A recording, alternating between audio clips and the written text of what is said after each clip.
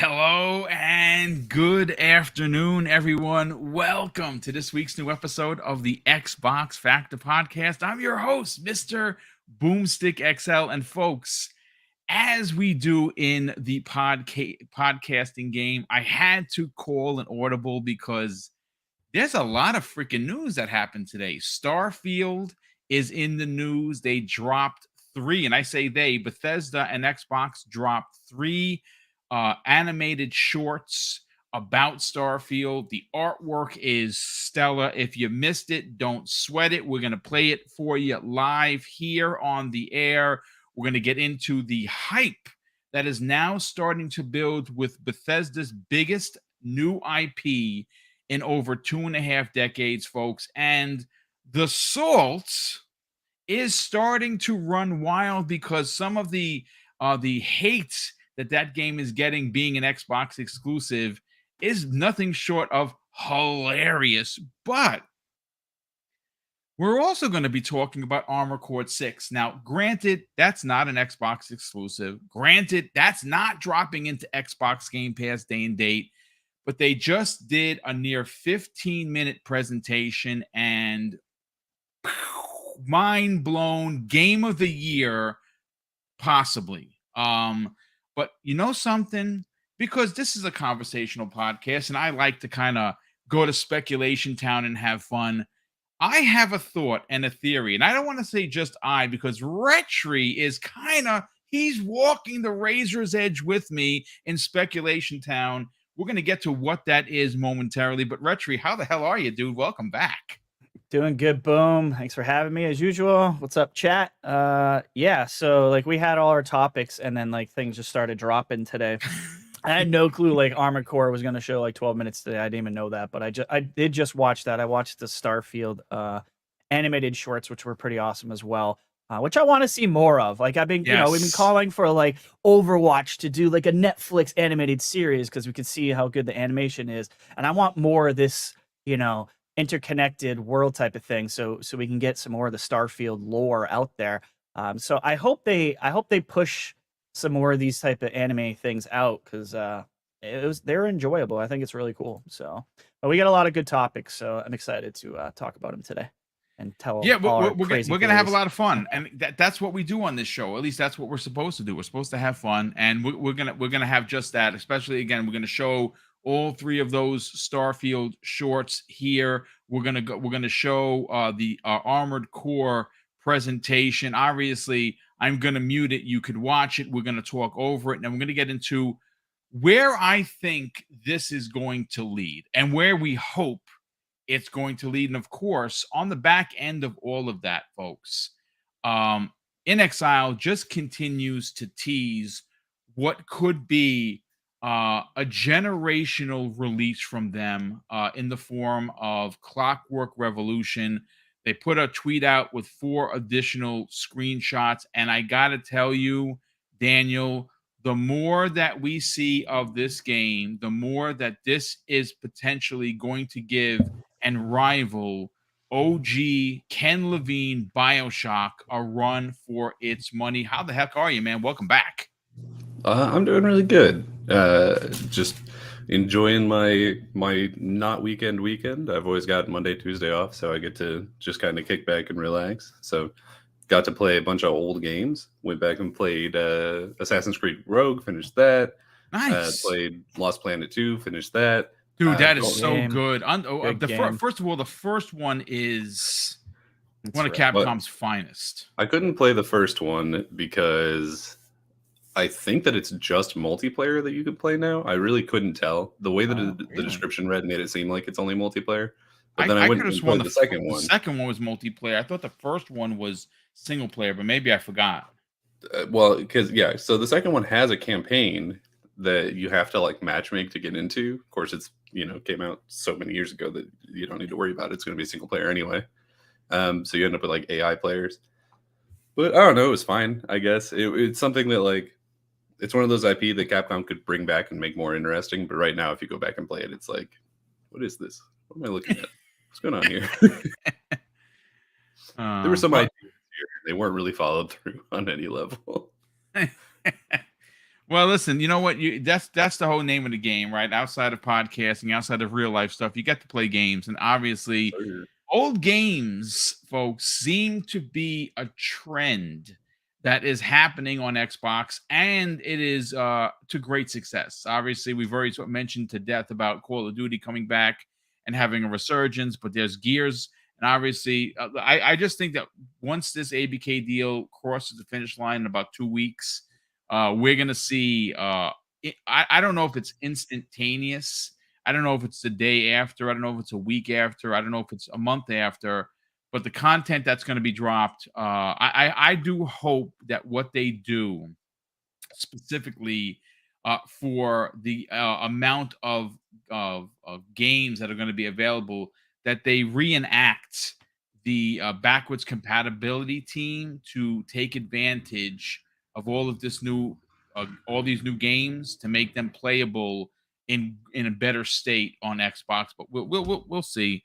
Last and no way least, Mr. Umbra. What's going on, brother? How the heck are you? And you weren't here for the green room talk. I'm throwing a bit of an audible here, or I'm calling an audible. We're gonna talk about Armored Core 6. They just had a 15-minute presentation. Starfield just dropped 3 animated shorts, which we're gonna watch live on the air. That look dope. How the heck are you, man? I'm actually pretty good. I'm tired, as you all would probably assume. But no, I'm good, man. I saw a bit of the Armored Core trailer, just a bit of it, maybe about 5 minutes worth of it. But man, it looks really, really impressive. I've actually been pretty excited for that for a while. So seeing more of it, it just instills more faith into that from software for me. But also, I've been playing Remnants 2. Remnant from the Ashes Part 2. Nice. Yeah, it's pretty interesting. It's basically Dark Souls meets like Outriders, whatever. Pretty much. That's pretty much what it is.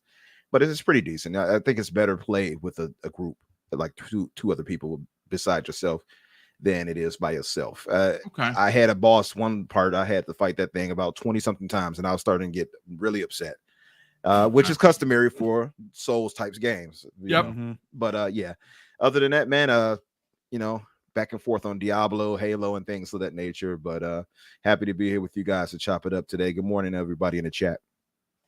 Well, good morning to you as well, brother. Obviously, you're 8 versus 8, man. I was getting my butt kicked. Holy moly! I actually really like that. Wow. That they put that in there. The 8v8 I do too, works really nice. They did it. Listen, 343 gets a lot of slack, but season 4 has been actually a really solid turnaround so far. I think they got a ways to go. They need to add more PvE types things. Warzone, firefight. We missed that. But season 6, I think, is supposed to get firefight. But man, really solid. Really solid. I like what they're doing. I completed every battle pass that's available. Had such an amazing time doing it. I just crossed 16 days playing that game. Probably going to be playing it for another couple of years. I'm looking forward. I'm excited for the future, but I do like what they're putting down right now. But listen, let's get into some Starfield talk to open the show. So, of course, I'm going to do some screen sharing here, and I'm going to bring that up, at least one of the animes that were available. Let me get in there and do a full screen and play this. This is called the Settled Systems Where Hope is Built. Let me just... guys and gals can check it out. This is... look, folks... The hype train is building, and there is something special happening for Xbox fans, something that we haven't seen in a real long time, Retry, and that is excitement on a level that I don't think we've ever seen before. Now, folks, I want to turn that down a bit. Yeah, you know what? Let me get back in there. Hold on just a second. It is a tad loud. There you go. Okay. So, I mean, Retry, you said you want to see more of this.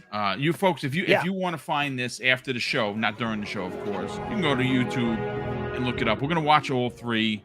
We're gonna also talk over them, but you can check it out. This is what's happening. You said, Retry, you want to see more of this. I do. One of the 5 people on planet Earth that didn't hate Xbox when they were talking TV.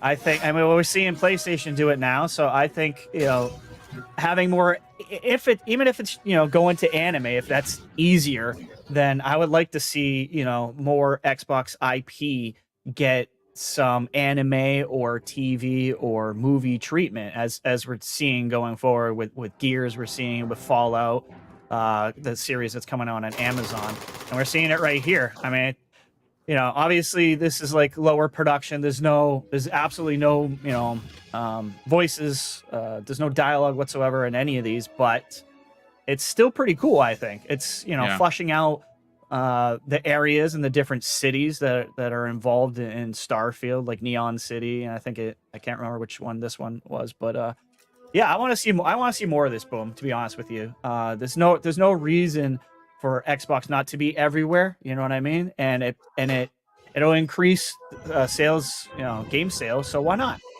I say bring more of it on.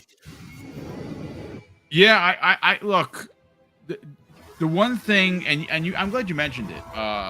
Xbox ahead of their time with the whole TV thing. I think ultimately they did do it in a way that wasn't productive.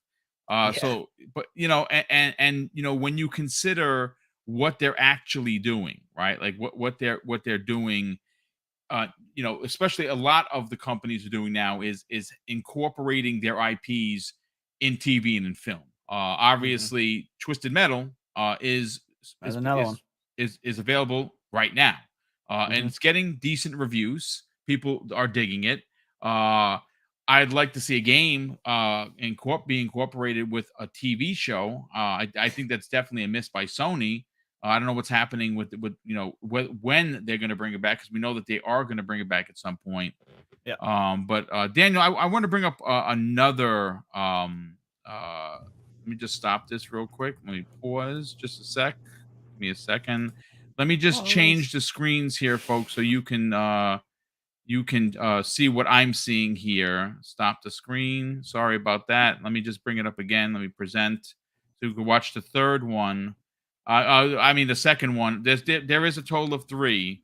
I do want to do the screen share. While you're doing that, I'll just share that planet right there. Retri was Aquila. Thank you. In the Cheyenne system. Yeah. Yeah, because they show Neon and then they show the largest city, I think, on the third one, which I'm blanking on the name as well.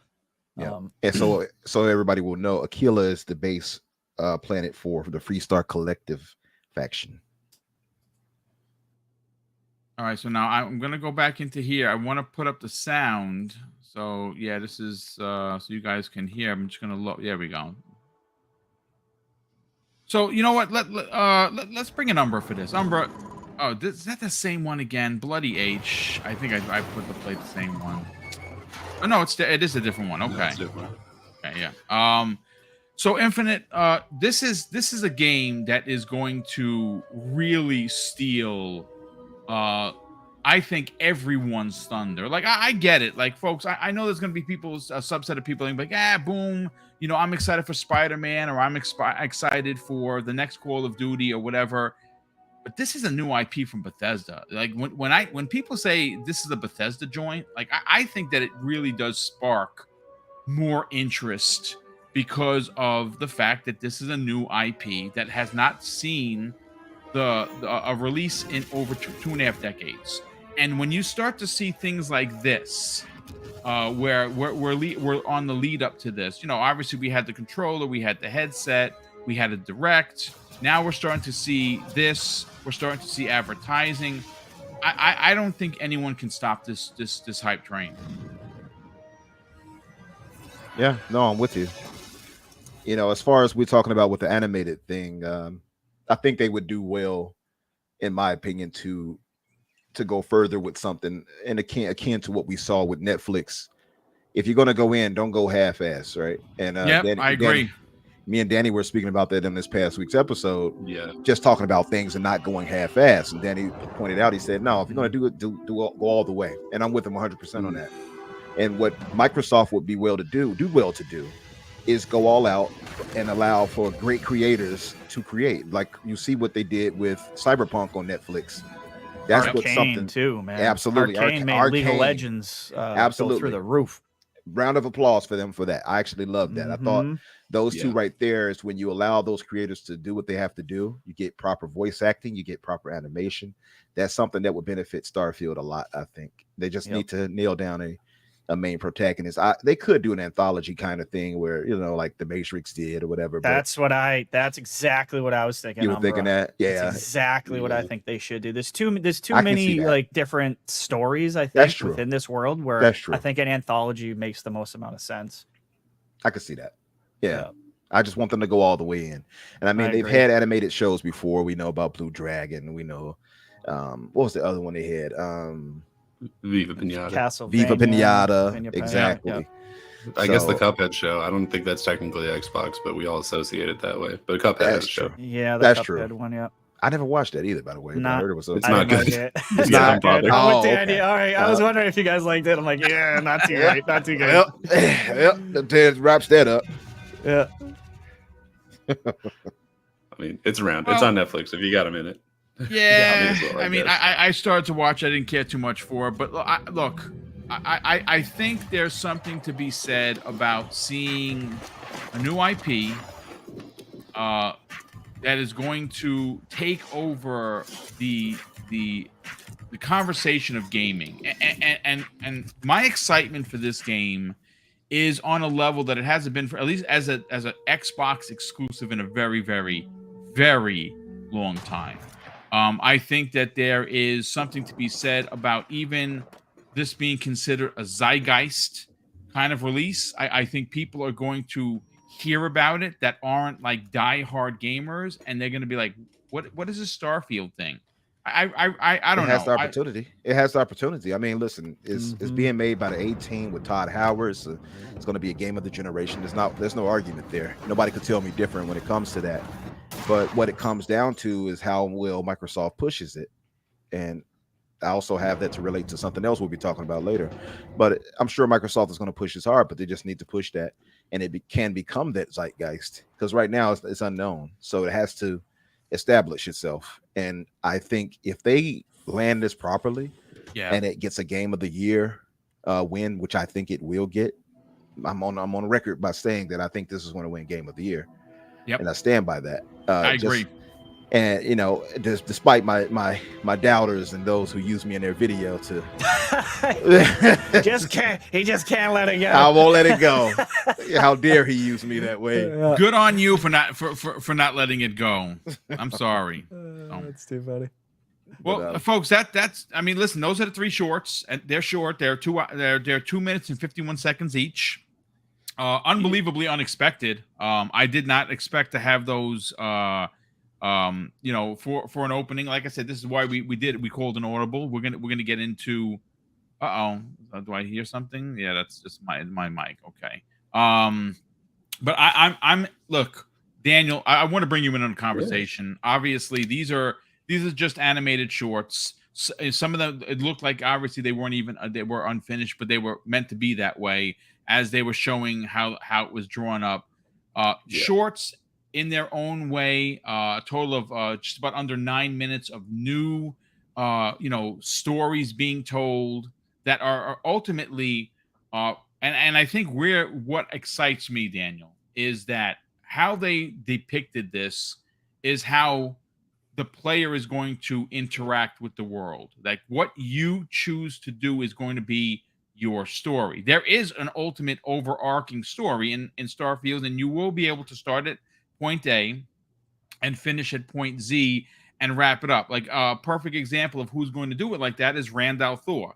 I was listening to the Xbox 2 podcast, finishing it up today, and he, like, the people were kind of, pulling, I guess piling on him because he doesn't want to go to 1,000 planets. He wants to start the game, do some side missions, find some cool stuff, do some space travel, finish the game, and get it off his console. Whereas Jez Corden is like, well, I'm going to every planet because this is what he does.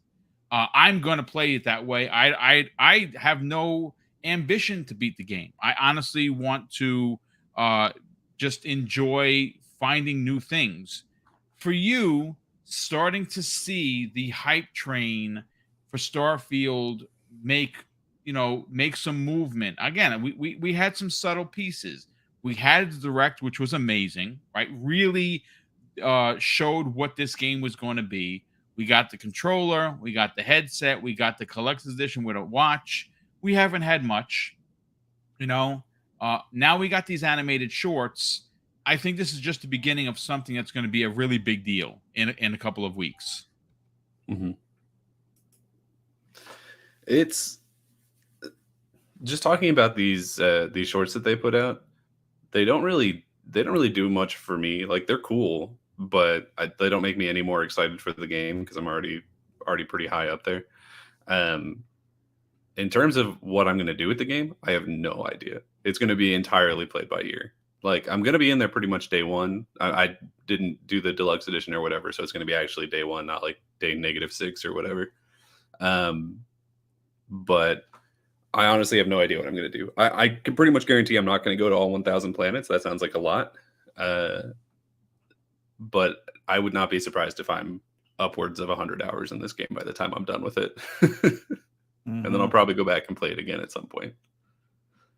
So who knows?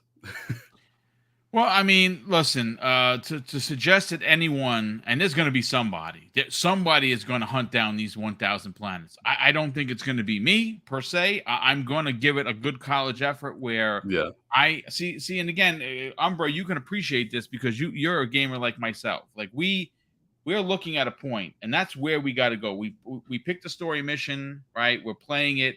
It says you got to go to this point, and it shows you where to go. And then you look over here and you're like, wow, that's shiny. And you start walking, right? That's an and then you get talking. you get to this shiny thing, and it's a pirate base, which I'm going to enjoy murdering every one of them because I'm going to be a lawman. That's going to be my thing. Sorry, folks. I'm 9 times out of 10 going to be corrupt, but like I don't know how do they do that scale? Because like I feel like if I get power like that, I'm just going to be. I feel like even if in real life, if you give me too much power, I'm going to be corrupt. But I won't do it against innocent people. You're going to go Homelander on it? Not that far. Only against the bad guys. I'm not going to terrorize the innocents, but the bad guys, they're going to fear me and give me their like treasures and money and things of that nature. But yeah, no, like I'm definitely going to be like that. I can guarantee you that because that's how I am in any game, especially open world. If I see something over there, let me go check it out. And these types of games and that's why I love Todd Howard and Bethesda, because those types of games, it's meant for you to explore. It's meant for you to check out every nook and cranny. And that's just what I do. So I'm going to be stuck on this game for a long time. Listen, I already have maybe, I think right now, 28 days and some hours in Halo Infinite. I can imagine that I'm going, and I'm Diablo. I don't even know. I didn't even check, but it's got to be close. But I can imagine I'm going to have, in the upwards of 80 something days or something like that in Starfield by the time, I get into it and finish it. Just saying, because I do want to go to all those planets. I do want to do all those things just to say I accomplished, especially if they put an achievement for it, it's guaranteed I'm going to stick with it and try to do it. I can guarantee you that. You guys should have touched down on it. Like, touchdown on it, get out of there. Go to the next one. I hope it's not that cheap. I want them to actually, but it is what it. Even if they do that, I'm going to do it to get it. But I'm really hopeful that even beyond that, the modding that they allow for much more of that on the console with it, as far as bringing the mods that we could get for gamers to make something out of those planets too, besides what they would give us. So it's a lot of ways for them to go with this. The game is endless possibilities. That's the beautiful thing about it. But like you said, Boom, definitely going to be out there. What's this over here? Yep. That's going to be me. Yeah. One of the things that I find fascinating with something like this, and where I think we're going to get into those water cooler moments with your buddies, like we're going to be doing a show, and one of us are going to say, I just found Planet Zero, right? And I can't believe this weapon I just found. And you're like, where was that? You know what? I just ran into it. Or I ran into this derelict floating space station that had creatures on it, which we saw in the video. They were like alien-esque type of creatures. Those type of experiences that are made on the fly for a player to find. Now, there's going to be a chance, folks, and this is where the procedural generated worlds are really going to make this game something special. I know that there were some websites that were trying to depict the Star Wars, generated in the new Star Wars game. It's got, it's going to be, they made all of these planets. In the new Star Wars game, the Outlaws game, you're probably going to have 8 planets. You might have 10 if you're lucky. Ridiculous comparison. Right? So you're talking about 10 planets that they created that's going to have a subset section of where you can go. And there's probably going to be like 85% of a planet you're never going to see. Whereas you go to a planet on Starfield and you just go. And when you want to leave, you leave. And if you don't want to leave, you just keep checking out that planet and finding different things. So the comparison is dumb. But with this game, Retri, the discoverability on Starfield is what has me as someone that appreciates looking past what just the main quest is telling me to do. I get lost in these games, and I think I'm going to be there right there with Umbra, Retri. I'm going to have 80 days in this game by the time it's all said and done. And who's to say that there's not planned DLC or they're gonna continue this story at a different point. Right. Well, we already know there's 100%. At least one story DLC, I think, too. Like they announced the name of it. I forget what it's called, but they announced the name of it during the direct or at the end of the direct. So they're definitely doing something with it. Hopefully that'll do something where it makes, if I had to guess, it'll probably make more of the planets that currently don't, or at launch won't have anything particularly interesting on them. I think it'll probably take a couple of those and do something with them. So, I mean, that would just be my guess. That would make the most sense. I thought, and maybe correct me if I'm wrong, I thought Howard had talked about, when they talked about like procedurally generated stuff versus things that the team made themselves, the assets they made themselves and on the planets. I thought he talked about around 100. That there was about 100 that they actually, whether that's a small city or something, but that was made directly from the art team. That's 100 versus like what you were talking about, Boom, like 8 planets. That's it's ridiculous. It's not a good comparison. And I agree with Daniel. Like I could see even the barren planets, like as a future DLC, you just like you yourself could go and make a home base. They could absolutely, make up something that some faction has now taken over X planet that was before barren is now not barren. They could take the already 1,000 planets that they have and start putting, the art team could start putting assets into those barren planets as well as part of DLC. What's great about this game is it just feels like it can be never ending. Yes. Because you can just, you get, you got traveling, speed of light, and you can add systems that we've never heard of, and you can add planets that we've never heard of, and you can just literally go on indefinitely, right? Because it's space. That's what's so cool about this game, and that's why, almost by definition, to spring from what Pong says, it's gonna be a generational game because it's gonna last that damn long. Like I just don't see this game going away for a long period of time. It's going to be the next Skyrim times 10. Well, I mean, I'm glad you bring that up because that's a fantastic point. Are people still finding, playing, and discovering things in Skyrim? Skyrim? The 100%. answer is freaking yes. Yeah. Especially with the modding community too. Like this game is going to have legs like probably no other we've ever seen. You know what I mean? Like, as long as a game is good, which I have no doubt it's going to be, it's going to have legs for 20 years. You know what I mean? It's going to be a lengthy one. Yeah. On top of that, you got so many ways to go outside of that. Like if you just go by story branching, like what you choose to do in the game, there's so many different things. Like even beyond that, that's the most robust part of everything. There's factions we know about, and there's factions they can create. You know what I mean? Like this could just go on forever. Yeah, I mean, I know I'm going to be a bad guy like Umbra. I'm going to be a pirate. People are going to get hurt. Things are going to happen. What do they call it, by the way? Is it Neutral Good? What would that be, Danny? What would they call it? Chaotic Evil, I think. Chaotic Evil. I love it. That sounds about right. That's great. I want to be like Robin Hood a little bit. It's the craziest thing. Like even when I have to play a bad guy, I just don't like it. Like I know that's just morally dumb. Like it's a game, but I I have always gravitated towards being a good guy. I'm sorry. Like I said, I'm gonna hunt pirates down. Real quick, let me catch one super chats because someone actually made mention of that.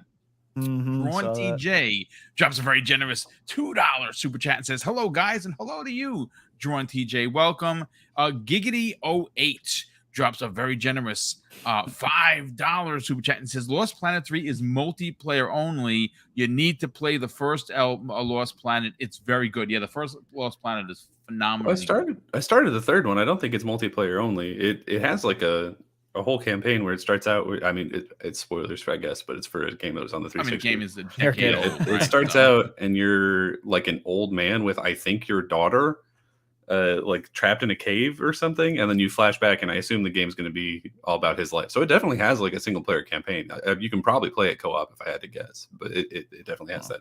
Lost Planet 1, I don't know. I got confused on it, and I didn't end up playing it. I don't already own it. I just jump straight to 2. I've never played them before, but they're all right. Lost Planet 1 is dope. I quite enjoyed it. I didn't care so much for 3.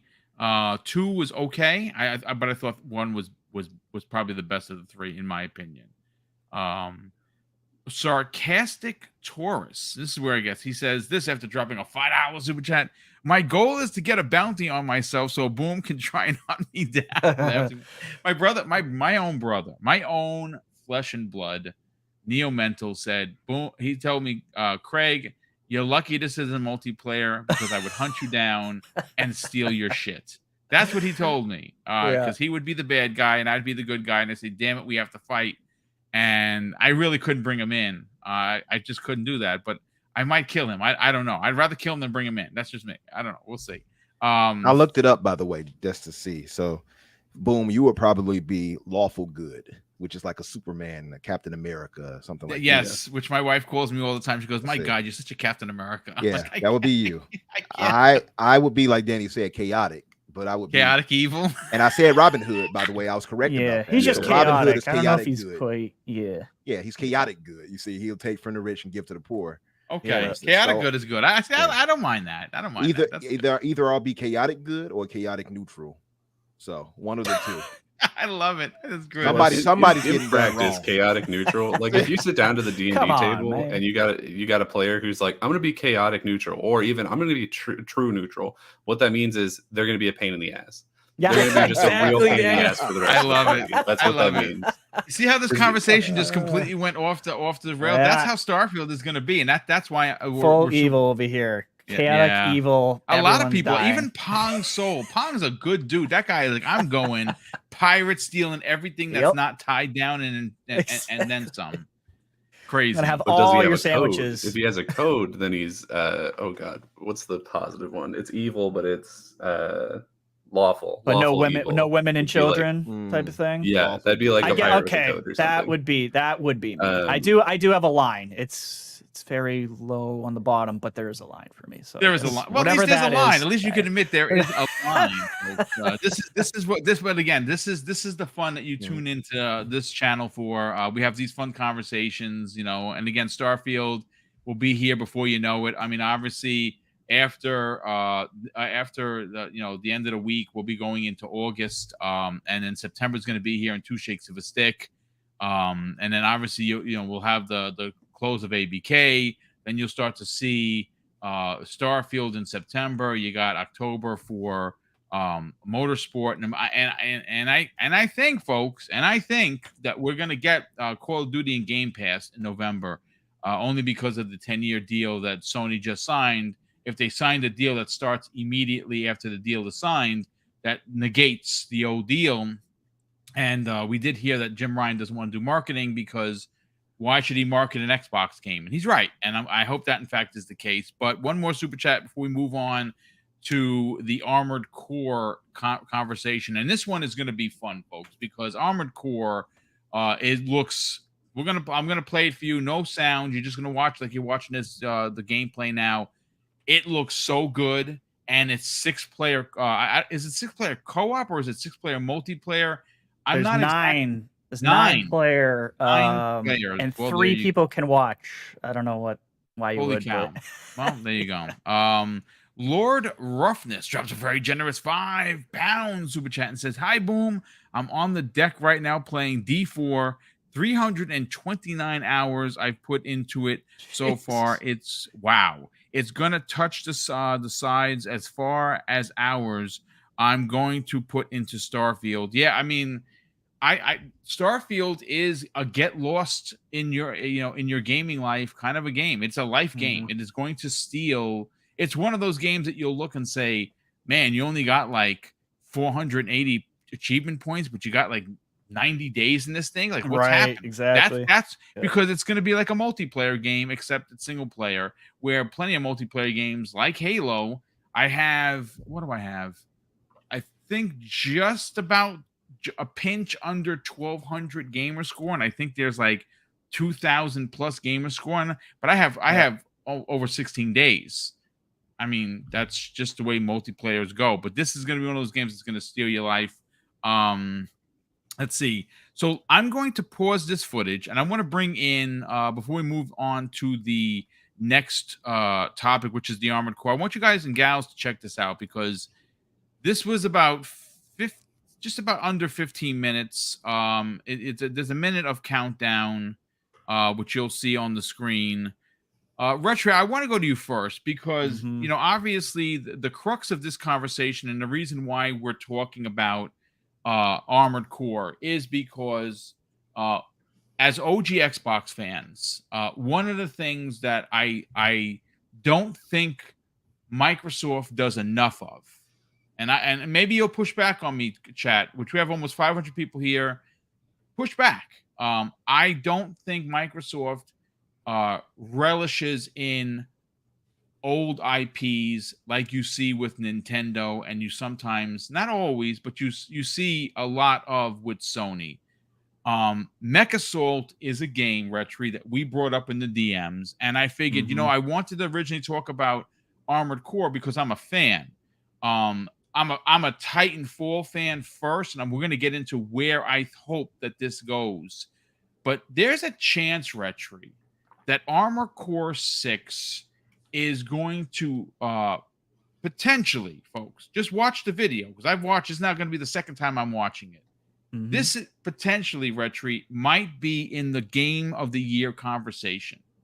And if it does, if this sparks the community interest and the fever that is expected with something as bombastic as what we're about to watch, like Elden Ring was last year, you're going to start seeing people want to make games about mechs.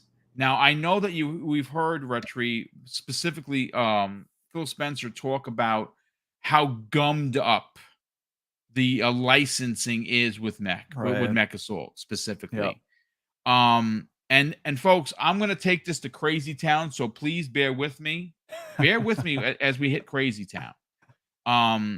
I'm in the imagination of the fact that does the potential success of Armored Core spark Vince Zampella does it re-engage his excitement for a Titanfall 3? I know that he's working on Star Wars. I know that he's working on Apex Legends. I know that he is Battlefield. fully hands-on with fixing everything that's broken about Battlefield. Could this man put another hat on with a Titanfall 3? Well, I think he's talented enough, so I say yes. But this is where we get into crazy talk, folks. Okay. Now, Vince said right now there's they don't have a world where Titanfall 3 exists. That's fine. Here's my pitch, and Xbox is listening. At least I hope that they are. And by Mhm. all means, push back on me, chat. Microsoft is about to acquire Activision Blizzard King. They have some of the best FPS shooter developers in gaming, hands down. There's no doubt about it. Retri, could we see them, instead of making a Mechassault that's like the classic IP that we really enjoy from the OG Xbox, could we see a Titanfall-esque Mechassault from Xbox from a Trey Arc, from an Infinity Ward. You know what I'm saying? I mean, again, it's a bit of a stretch, folks. And I'm not saying it's going to come out next year, but if you want to bring back Mechassault, wow. I mean, that would be a way to bring it back. Let's get your take on what your thoughts on. First of all, we'll start with what you thought with Armored Core, and then we'll get into the crazy talk. Sure. Well, because I've been tooting the horn forever for Mechassault to come back, and it's Yep. in licensing hell, and honestly, I don't even know how many people or who owns it at this point. But the studios, Armored Core itself looks fantastic. It's from Software, so I've never played an Armored Core. This is going to be my first one, so I'm super excited. It is giving me Mechassault vibes. Yep, 100%. What I'm happy about is that there is multiplayer in there, and it's 9 people going at it, and that's probably what I miss the most about Mechassault, is just going online and just ripping my friends apart, like within the cities and having destructibility and stuff like that. But yeah, I think Armored Core, if it's successful, which I think it will be, that's a day one for me. There's no doubt. I'm all over this, especially after watching the footage that we're seeing here, and just the combat just looks really solid. The flying mechanics look really good. You're dodging like midair. It looks very, very fluid. I'm very impressed with how this looks. And there's the whole putting your own mech together. I like, it's like building your own character, your own weapons, your own skins, your, changing your head, changing your weapons on the fly, I think is pretty awesome for Armored Core. But on the whole Mechassault thing, we heard Phil talked about this years ago. I think it was 2020. Sure did. Yep. He wants Mechassault. He mentioned 2 games that he wanted to come back. One of them is happening, and that was Fable. The other one he mentioned was Mechassault. Whether that happens or not, if they can, buy out the IP, they certainly get the money to probably buy that the name from anybody. It's definitely possible. And like we talked in the green room, Boom, we both kind of had the same idea. Like after you get Activision Blizzard, you get all these teams, put them on a Mechassault. If Armored Core is successful, Mechassault or whatever, any mech game, whether it be Titanfall 3. And if it's between Mechassault and Titanfall, I'm going Titanfall. I would definitely pick Titanfall 3 over Mechassault personally, but I want more mech games. You know what I mean? And if we get another one from a team from Activision, it probably would be years from now anyways. So it's not like it would be oversaturation, right? You have the game coming out a month from now from Software in Armored Core 6, and we get another mech game years from now based on hopefully the success of Armored Core 6, which I think will be successful. But yeah, I'm all about it.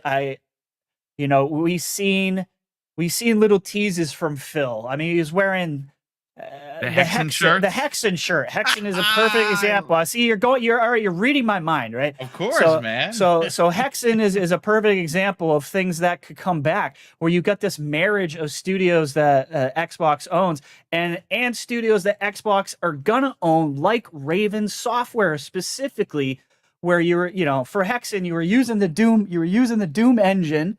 It was published by id, and you're getting Hexen. Like, what a great marriage that would be, for them and future IP. If we're talking, if we're going to Crazy Town. But yeah, I want more mech stuff. I would love Mechassault to come back. We know why it didn't. We know why we didn't get a third. We've heard the interviews. Mechassault 2 Lone Wolf, or whatever the heck it was called.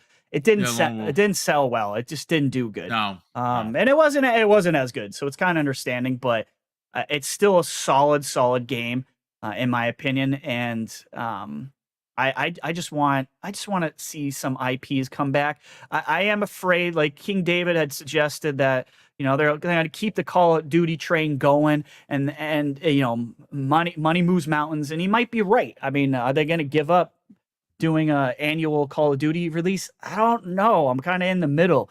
The fan side of me wants Activision IP and different IPs that sat dormant for them to work on it. So I don't know. I mean, I guess time will tell. But I have have faith in Phil, where I think he will bring some IP back. What those IP is, I don't know. For me, it's, Mechassault, your prototypes, Hexen, stuff like that. That's what I want to see coming back. So I guess we'll see. Time will tell. But I like the conspiracy theory. I think it just makes sense when you have this many studios to start diversifying and just expand out these studios. Hire some people back. If it's a numbers game, then hire more people on so you can bring these IP, and we don't have to wait 10 years between like major franchises to come back. You know what I mean?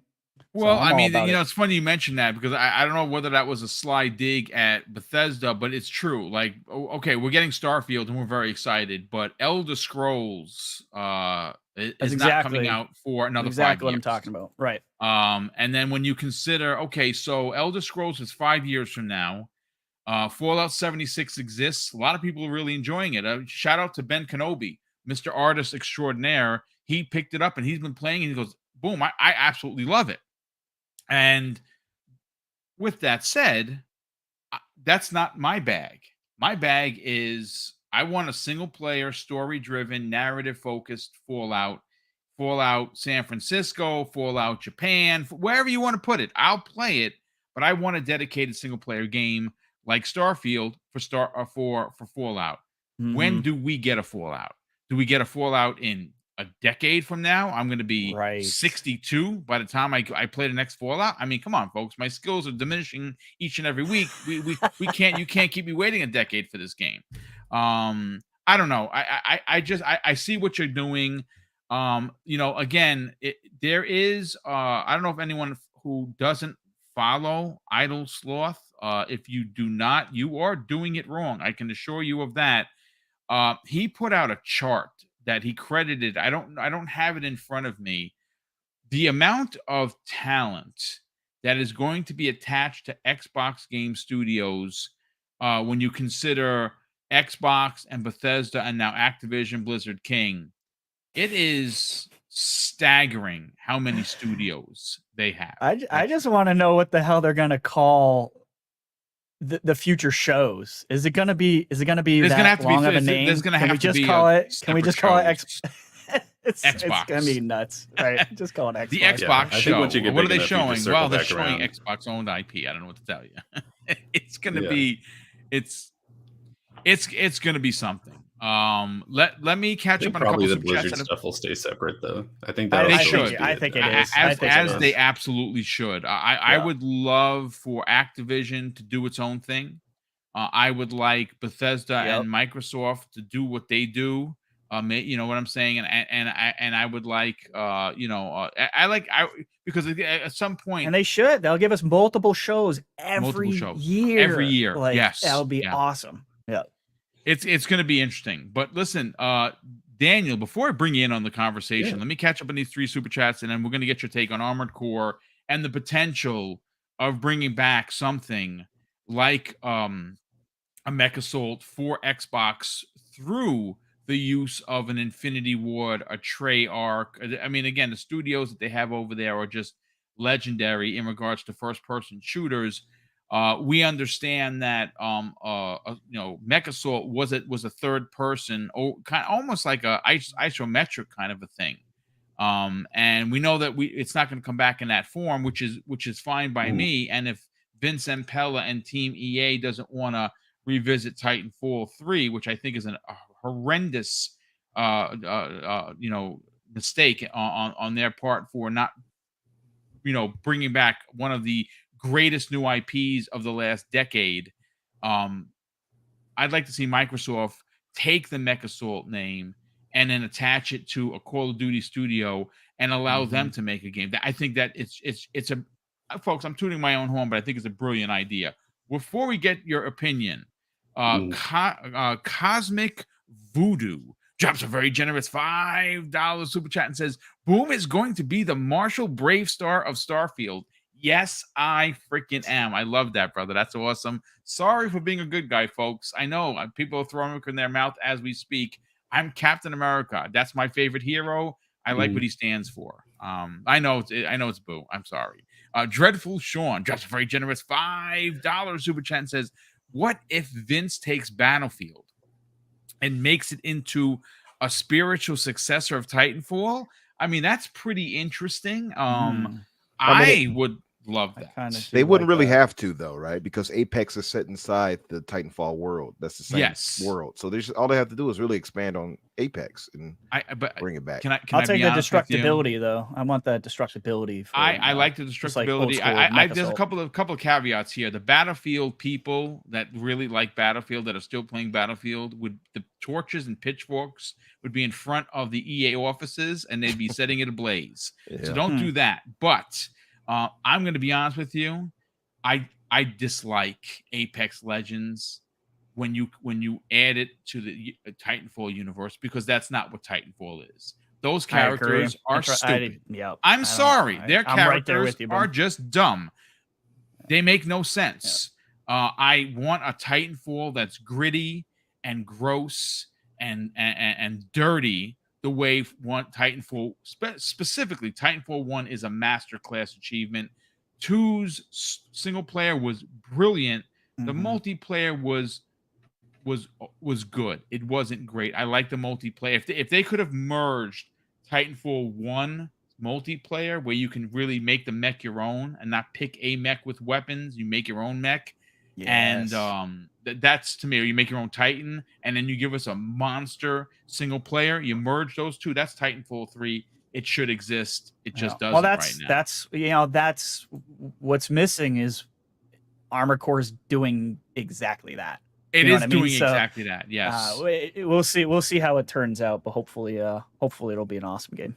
I can't wait. We have a $20 super chat from Drawn TJ. He says this: I'll go and buy all of the studios that have the license for the Mechassault from software. I love this guy. Drawn TJ. Every time he's a greedy gamer, like Umbra. That's why I love Drawn. I can predict exactly what he's gonna say. He's just gonna buy it all. He's greedy like me, but unrealistically so. That's okay. Just buy everything and bring Vince over. Vincent, but from software, then go to Vince Van Pella and tell him to make a new Mechassault. Microsoft will foot the bill, make it have a story and multiplayer. I mean, I like what he's putting down. I think Vince is he is the diamond in the crown of EA. He's not going anywhere. The power that man has is because he has the talent, the forethought, and everything he touches. Come on,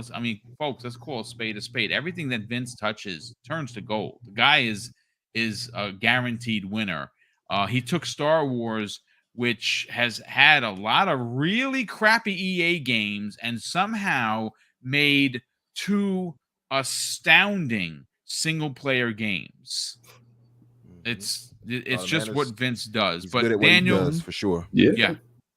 Let's get your take on this. Armored Core 6 looks to be a winner. For me and for Retri, we are day one.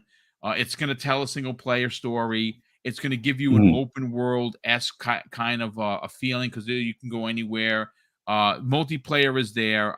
Look at that strafing. I'm sorry. I'm just looking at this. It's just great. It's amazing. First of all, let's talk about Armored Core 6. Day one for you or nay? But more importantly, it looks really good, but no. Do you think there is a world where Xbox takes at least one of these amazing first-person shooter teams and potentially brings back a Mechassault in a form and fashion that would be multiplayer and single player? I think it's entirely possible. In terms of Armored Core, I do think the game looks really good. I played the old ones and I like them a lot. They definitely needed a big dose of modernization to be received well currently, and from the looks of it looks like they're doing that here. Hopefully they haven't made it as complicated to upgrade your mech and take all the parts and do all that stuff, because in the original games that was kind of a pain in the ass, if I'm being honest.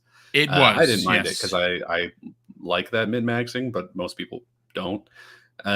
So hopefully that's not too bad in this. They haven't shown the customization too much, so we'll have to see. I do think this will be really popular. I don't think it'll be Elden Ring popular, but I think it'll do really well. will it bring back Mechassault? I don't know. You know what I mean?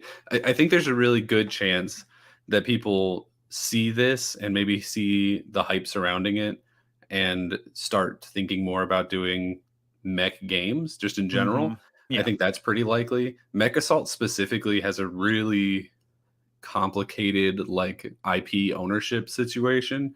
And like if there's anybody who could figure that out, it's probably Microsoft. Like they could figure out who has it and just buy it off of them or whatever.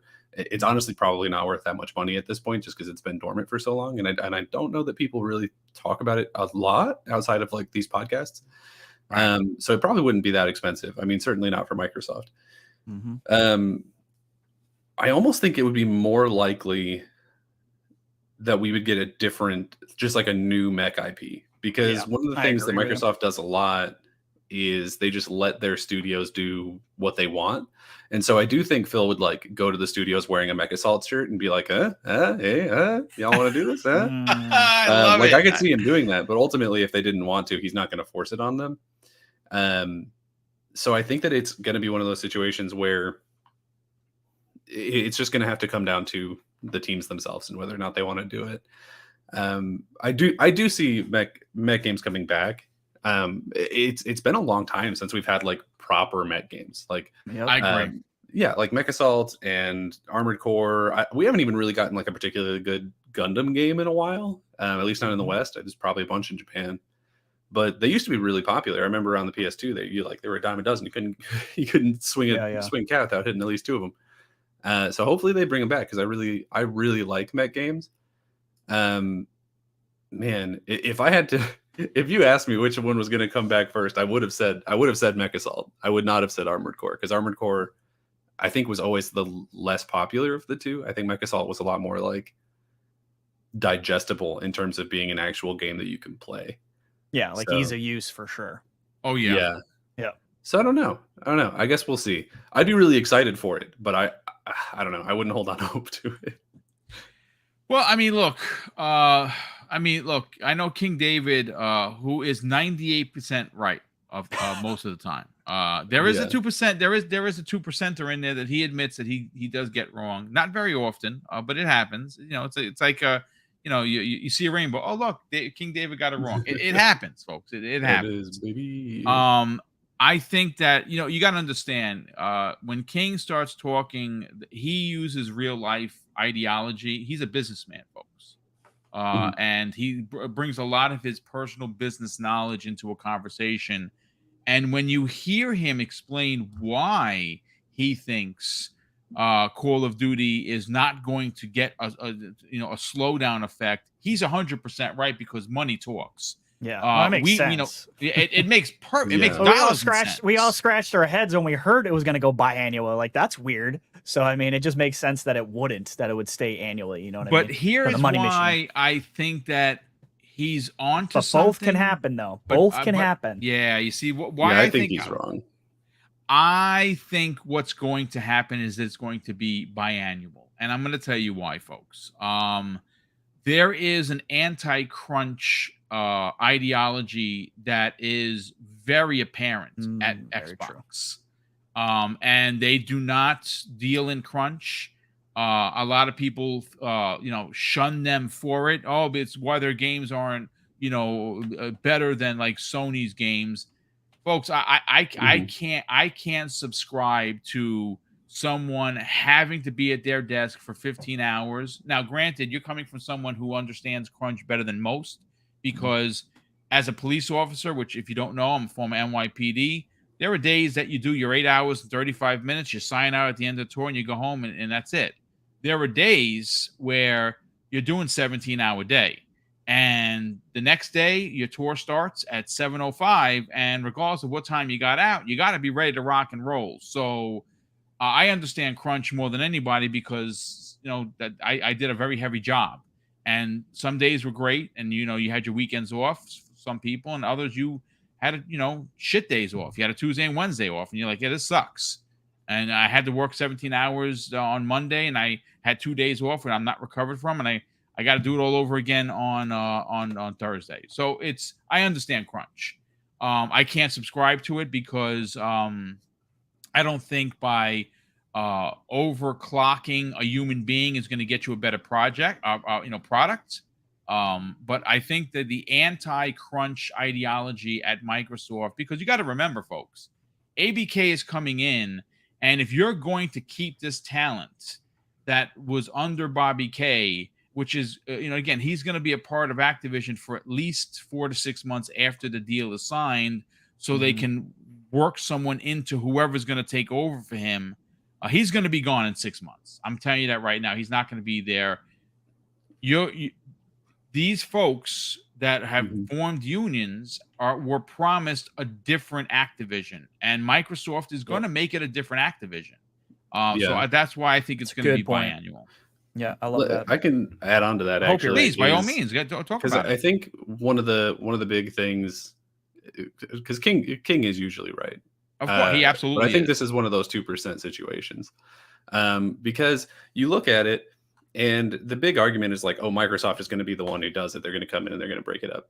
But we've been hearing about Call of Duty going biannual for years now, from before Microsoft even said that they were going to do anything with Activision.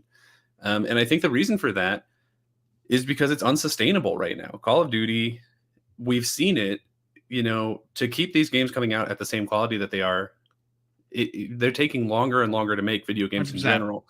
And so they're having to buy up more and more teams and just feed them into the salt mine of Call of Duty.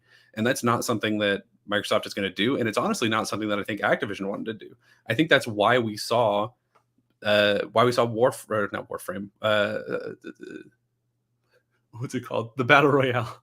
Oh, you're talking about Warzone. Warzone. Yeah. Yes. I think that's why we saw Warzone. I think that's why we're seeing more of like that games as a service system coming into Call of Duty, is because I think that they've made the decision that it doesn't make financial sense to continue to hire more and more people and shove them into this same coal mine when you could make as much or more money by just putting out a game every 2 years, every 3 years, and then turning into this bigger games as a service situation where people are coming in and they're buying all these different skins and they're buying these battle passes and they're continuing to do, all of the things that comes with that. I mean, you look at something like Grand Theft Auto 5, and that game continues to make tons and tons of money because people keep buying the shark cards. You know what I mean? Yeah. Like it's one of the highest games on any NPD pretty much any month, because people just keep going back and buying new copies because they come with cheaper shark cards. It's cheaper to buy shark cards through buying a new game sometimes than it is by just buying the shark card, right? So I know microtransactions is a dirty word, but as someone who doesn't really care about Call of Duty anyway, like if people are paying for them, that's what they're going to do, right? And so I think that it makes more sense for them to put out these games less frequently and then just support them for longer in ways that make more money for a lower development cost, if that makes sense. Because if you're just making a new skin or a new battle pass or whatever, or you're changing the Warzone map for a new season, that's significantly less development time and money going in than it would be to make a whole new game. And so I think I think it makes more sense for them to do that. So I do think that it will be maybe not specifically biannual, and I think there's going to be a new one this year. I think we've been seeing that already. Yeah, it leaked. It's Modern Warfare 3 remastered, or just like they remastered 1. And that's the other thing, folks. There is an actual reason why they're remaking these old games, because A, they're running out of ideas. True. And B, we've heard it. Matt Booty said that games are now taking 5 years. And I'm glad you said that. Call of Duty at its current pace is unsustainable. I don't care how many teams you got going. It's too much to have a new Call of Duty every year. Especially when you have a Warzone that is making boatloads of money on top of Call of Duty Mobile. And PS, by the way, folks, I didn't know this. I had to see the chart, and I'm an old prick. Like, you figured, oh, boom, you've been doing this for a long time. You should know. 51% of Call of Duty players are on mobile. That's confirmed, folks. That to me is mind-blowing. Are you serious? Because I could not imagine playing a game like that on a mobile phone. It's a thing, apparently. Listen, Umbra, let's get you in on the conversation, kind sir. let's talk about Armored Core. What you saw? Did you like it? Are you, because you're a multiplayer dude just like myself? This is something you're going to get into with friends potentially, and obviously there's a single player which you're going to enjoy. But can we see, could if Armored Core sees success, and I have a feeling it's going to be successful, because I think Daniel said it perfectly. We haven't had a mech game in a really freaking long time, and people love destroying each other in big mechs. It's just what we do, right? As gamers. We haven't had an opportunity to do that because, like he said, there hasn't been a really good Gundam game, and if there has been, it's probably stuck in Japan. It has not been released here because Gundam really doesn't hit here for a lot of people. Tempest Sun, good friend of the program, die-hard fan of that mech. But I think Watch there is a Witch for Mercury. It's really good. The Yeah. second season is coming soon, I think. Yes. Yeah. So I mean, there you go. See, so someone else appreciates that anime. Look, Umbra, could we see Microsoft take a defunct IP like Mechassault, which is potentially gummed up with rights issues left, right, and center, take one of their absolutely talented teams like Infinity Ward and say, hey guys, we know you're tired of Call of Duty. What if we made a Mechassault type game with a Call of Duty type of engine? Do you think that sells? Yeah, it depends for me. I think the reason Armored Core is looking so good, besides how it's mechanically looking, is because they have From Software attached to it. So you got last 2 Game of the Year winners right here. You know what I mean? They have a certain prestige about them. So if you just put anybody on it and try to sell Mechassault, I don't think it's going to do as well. Now you'll probably see something like, oh, it had 1 million players that, what's the word they used?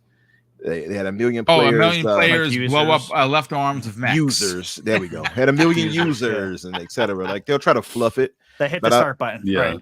But I don't know how well that's going to do sales wise. And I think the only way to really change that, I'll get to it in 1 second. I want to say for Armored Core 6, from what I've read about it now, so the game will be 50 to 60 hours long. So that's impressive for the main story. It said the environments are much larger, which we can clearly see in the gameplay we've seen in this vertical, of course. So enemies get more aggressive when they're about to die. All of that sounds good. As Richie was pointing out, the strafing looks excellent. I mean, it looks really good. The control looks dope. Yeah. See, now if you have a Mechassault game that looks akin to this, I think it'll do fine. I think if you keep it the way it was, I don't see it doing fine. I'll say that. I agree with that. Wholeheartedly agree with that. Yep. Now they let you upgrade and change weaponry mid-mission at armory stations. I like a lot of what I'm reading and seeing with Armored Core. I'm day one with this myself for a fact. I think the game is going to be great. Now, I don't agree that it will be a game of the year, but at the same time, I can't exactly. It's just such a tough year, you know what I mean? It is exactly. That's why I can't not hand it year. to it. Maybe if it was. I mean, I'm not saying it's going to win it, but it certainly has a potential. It might be in a conversation. You never know. I think it's going to be in a lot of people's top 10s. But I don't think it wins much. I don't think so either. I stand by the fact that Starfield is going to win Game of the Year, and I think if it doesn't, it'll at least be the top 2 with them and Zelda. I think that's just how it's going to go. But as far as what I was alluding to, the reason why I don't think Mechassault would do as well as maybe they'll say, it had 2 million users or something like that. I can see that. But as far as it really taking off, what Microsoft says, we're going to keep making this. The only way I think for them to change that is if they put a high-level development studio on it. Somebody who has prestige, somebody who has a name behind them that you know and trust and have made games similar. It can't be Vince. That's just not going to happen. Let's just be clear. No, absolutely not. Yeah. So in-house, who do they have? Well, you look at their Call of Duty studios. Have a lot. Right, exactly. Absolutely. So you look at their Call of Duty studios, and then you look at somebody like Infinity Ward. Infinity Ward made Infinite Warfare. Infinite Warfare had you flying in ships in space and all of that. I can see them very easily transitioning that into you being in a mech, and they can actually go further than that and make it Titanfall-esque, where you're flying through space and your mech's doing your thing like that, going to a planet, fighting in the mech, and also being mobile on outside of the mech, like Titanfall. I think that would be the way to go. I think it's something that would be somewhat of a spiritual successor to both Mechassault and Titanfall, it would have to be a different game altogether, I believe. I don't know if they could. I mean, instead of going through the whole, as you all would say, boom, rigmarole of trying to get the Mechassault. Yeah, instead of going through all of that, just make a new IP. Make a new IP that's a spiritual successor. Put Infinity Ward or somebody on it, and they help with studios and make something brand new and fully like backed with the AAA budget. And yeah, you put that engine that they're using, which is the modified id Tech engine. Absolutely, I could see that doing well. I could see it selling well, especially if they, keep it multi-plat. It's up to them, I guess. It all depends on what model they're going for, of course. If it's just to be exclusive, then I would make it live service. If it's live service, make it multi-plat. That way they can definitely get their money back, no problem. I can see it then working. I would say though, and I dare to say this, and I don't know if I'm right here, but I think mech games are more popular in the East than they are in the West. I just don't think they're as popular here, and that's probably why. That's why I lean toward. I don't think, despite some of our nostalgia kicking in, I don't think Mechassault would do as well. Personally, I think it'll probably, like I said, it'll probably get 1 million users or so, right? Like 2 million users. Yeah, but if you never really know. That's why they need That's why they need a presence in Japan. 100%. That's why their next one should. If they got From Software, then it would matter. You know what I mean? Like then it would be pushing the needle. Well, they better get on it because it looks like Tencent already has enough. Yeah, it's both funny. Tadakawa and in From Software, so they better get on it. We're, you know what, folks, we're gonna actually, because again, we called an audible on the show because there was so much news that came out. So we're the one of the topics I really wanted to talk about, which I'm gonna move to Wednesday, because of course we have Hargeet, who's a brilliant businessman. You got Everborn Saga. We have the whole crew. We're gonna be diving into this. Microsoft versus Tencent situation, because Tencent is, I mean, they have exploded on the scene, but they have been quietly, like almost ninja-esque. I mean, just going and investing every they have their hands in everything. Chaotic evil. It's funny you say it. There is. I'm going to say this, and again, I'm not going to get too much into it because I really want to save the conversation for primetime gaming. There is room for great concern of the gaming industry with Tencent looming. They have what seems to be unlimited amounts of resources. And if they go unchecked, they're going to own everything. I know everyone's talking about Microsoft owns too much of this. People are not looking across the way at Tencent. You need to look at them and see exactly how much they have invested in your favorite studio. You will be blown away by how, I mean, they just announced that they're have now taken a controlling aspect of Techland. Now, maybe Techland isn't the biggest studio in the world to you, but that's just another notch in the belt. Tencent is ridiculously big, and I'm not saying that they're evil. I'm saying they're an investment corporation. But it's funny how everything has been looked at this $70 billion deal as Microsoft being, Dr. Evil, and no one's paying attention to Tencent. And Tencent is laughing. They're laughing at everyone because they're just investing left, right, and center. We're going to get into that in a big way for primetime gaming. I'm surprised you're not going to make Sonic the Hedgehog like the main thing for Everborn, seeing how they got the Game Informer cover. I mean, listen, folks, I'm a Sega stan. You know that. Dreamcast, best system ever made. Fight me. Let's go. It's Sega's next. I'd love to see them go, but I think the way that Everborn broke Sega down is that they're not going to buy them outright. They're just going to invest, kind of like what Tencent just did with Techland. Yep. They're going to invest, and they're going to have like 49%, but they're going to have controlling power in regards to what they do with the IP. And I think that's going to be a marriage that you're going to see announced next year. We will see. But when it happens, remember this show. You heard it here. I just want to see Microsoft do different things. Now, granted, I think everyone on the panel and the 500 people we have here, it's safe to say that the transition to Activision is going to take a long time. It's still going on with Bethesda, right? It's not perfect with Bethesda. We saw what happened with Redfall. That was an unbelievable miscommunication at the top. The left hand wasn't talking to the right hand. I don't expect that to happen with Activision because of how much money they're spending and how important their IPs are to continue to make money so they can invest in other places. But I would love to see, and I think Retri said it best. Phil Spencer, the head of Microsoft Gaming, absolutely adores Mechassault. Like that, he talks about it all the freaking time, and it would be pretty dope if we saw a return of that franchise in a different modern way being told by someone like an Infinity Ward. I think that we don't know how that would turn out, but listen, if you Titanfall 1, which was a multiplayer only game, sold gangbuster numbers on Xbox. Remember, there was no Game Pass in 2014. They sold over 10 million on a platform that barely could sell consoles, right? That's how everyone was excited for Titanfall. And Titanfall 2 failed because EA is just a bunch of boobs. They position that game between Call of Duty and Battlefield, and they say, oh, we're going to challenge Battlefield. We're going to challenge Call of Duty with our own Battlefield. But you know what's a good idea?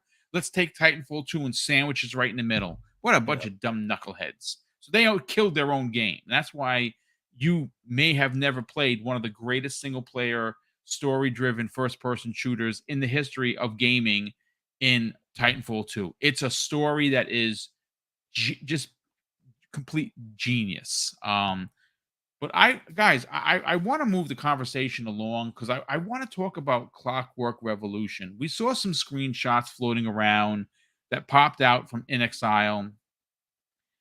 I don't know about you guys, where your affinity is for BioShock. It's one of my favorite IPs from the Xbox 360 era. Ken Levine at his absolute finest. And I'm here to tell you folks that I think what we are witnessing just on some screenshots and a little bit of video that we saw to close out the Xbox showcase, InXile is developing a masterclass, potentially masterpiece level game. The new screenshots, there's only 4 of them. You can go to follow them on X now, not Twitter, because that's dumb too. And find them because Retri, they're still shots, but my God, does this game screams BioShock every time I see it. And this has time travel. This has time travel manipulation. Choices that you make are going to change where and how you interact with different characters. I think that they have something. This is going to be an Xbox exclusive, folks. In my opinion, Retri, that is going to make you buy an Xbox. If it's not Starfield, then it's Hellblade 2. If it's not Hellblade 2, it's Fable. If it's not Fable, it's going to be this. Let's talk about it. Yeah. For me, InXile is a studio that just hadn't hit for me yet. It's a studio personally I wasn't interested in, but it's a studio that I saw had a lot of talent and I had faith in them that they could do something that I would enjoy. And this is it. I'm a huge BioShock fan. So just hearing the idea before we actually saw the trailer of this game, they were very much high on my radar. The whole steampunk thing, it being a first-person RPG, and hearing, behind the scenes that it was BioShock-esque, had me interested from day one. And then I saw the trailer, and it kind of felt like a lot of people that we talked to in the podcast, on the podcast side, and even my friends that watched it, it kind of felt like the game that everyone was excited about Fable, everyone was excited about this, but then everybody said, and Clockwork Revolution. Like, I just kept hearing it over and over and over again, how excited people were after they watched this trailer. Even with the time travel thing not being there, I was excited for this game. But the whole aspect of, changing the future and in your changing things so your future actions actually matter and changing the entire outlook of the world, I think is really cool. This game is making me pay attention in InXile. I'm hoping it's going to be one of those things where they make several of these games. It feels like it could be open-ended where they could keep going just like they did in BioShock as well. Yep. But the aesthetic, I haven't seen a game this steampunk ever. Like, it's I'm going to bring it up on the screen, super folks. steampunk. I'm going to bring up the trailer, so we can, obviously, so you can, put some context to what we're talking about, because I think you're onto something. Like, the world itself, this Avalon world, I think is what it's called, the metropolis of Avalon, is just, it's beautiful. Like, InXile, in my opinion, is not known for like crazy artistic abilities, and I think we're seeing that change. Like I said, I want to see a lot of, I've always talked about like these smaller studios that Xbox bought and then infusing them, with money, marketing, and people. And I think Clockwork Revolution is a perfect example of what people from the PlayStation side have always said, like building a studio from the ground up, blah blah blah, all that BS. This is an example, I think, on Microsoft's side of that happening. Of nurturing a studio, increasing their side, increasing their budget, and showing what these guys that are clearly talented, what they can do in full force when they have the backing of someone like Microsoft. But I'm super excited to see how this works with the butterfly effect. You know what I mean? When you do something here in the past to see, you go through the time travel port or whatever the hell it is, and see how it affects the future. But I mean, it's got robots, it's got steampunk, it's got a lot of the RPG formula that made me love BioShock. And I don't care if it's, I know the developers don't like that it's getting compared to BioShock. But I mean, come on. I mean, it's got written all over it. It really does. It's just screams BioShock, and again, it's going to be its own thing. And I'm sorry if the footage is stuttering a little bit. I'm not sure if this is 4K. This software only runs at 1080p, so I'll find the 1080p version and put it out there so you can see it running again. Retro. Every time I see this game, I am like, this is. Yeah. It looks amazing. We're on the cusp, folks. As Xbox fans, we are on the cusp of returning to the glory days of the Xbox 360. I mean, that's my personal take. With all of the games that we see coming, and now you factor in what Bethesda's doing. There's a new Doom looming, right? There's a new Wolfenstein looming. There is a new potential Quake that is looming, right? There is so much going on, and that's just Bethesda. You got so many games coming out from Xbox first party, and now when you factor in Infinite Umbra, all of the studios that are coming over for the ABK deal, something like Clockwork Revolution is just going to be another notch in Microsoft's belt. And I just, every time I see that game, whether it's a screenshot, whether it's InXile talking about it, or I go back and I watch the trailer, I see something new, and I'm even more impressed with, again, this is an Xbox exclusive. Yes, it's going to be PC, but the reality is that it is going to be looked at as a console exclusive. And in a AAA, we got to remember, a lot of the Xbox fans are coming off of years of no AAA quote-unquote bangers, Umbra. I think this is one of them. Oh, without question. I mean, it was one of the games of the show for sure. And that show was full of games of the shows, by the way. So, yeah, I'm incredibly excited, as all of us are. Now, we don't have enough information to really go on to really discuss this in depth, and outside of what we already spoke on. But, I mean, it's a time-bending steampunk first-person shooter RPG by InXile. Who would have thought? And I mean, the game is going to be spectacular, man. I can't wait. It's like Retro pointed out, it's very much in the vein of BioShock and things like that. So yeah, I'm excited for it. I'm wondering now, by the way, just to refresh my memory, what engine are they using for this, fellas? Oh lordy, I just want to make some, sure. some stuttery crappy that would be engine. something. I think it's new to the gaming. It's called Unreal Engine. I've never heard of it before. Oh, I think that's going to be It's the next unreal. big thing. Yeah. I think that's going to be a winner right there. Yeah, absolutely. Yeah, that's what I thought, Thanos. Yeah, it's a winner. It's automatically a winner already. So I expect them to do great, man. I don't know. We don't have enough, like I said, to really go in depth outside of me just saying I'm excited for it.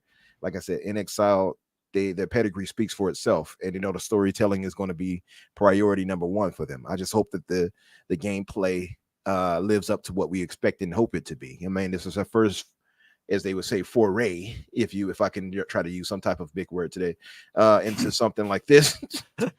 Into something like this. You did it. Good job. I'm tired, y'all. Give me a break. But this is their first foray into something like this. This is a big venture for them. So, Valentine, you have a second to take that back before you add it to the list. I just saw that. So no, I just expect great things, but I just wonder how it's all going to work out mechanically. Hopefully the gameplay is as solid as it looked to be from the gameplay we saw. So I'm excited as hell, man. I mean, we get it next year too. Add it to the list. We get it next year, so it's actually coming way sooner than I thought any of us would have thought it would be coming to. So I'm wondering when they're going to actually land it.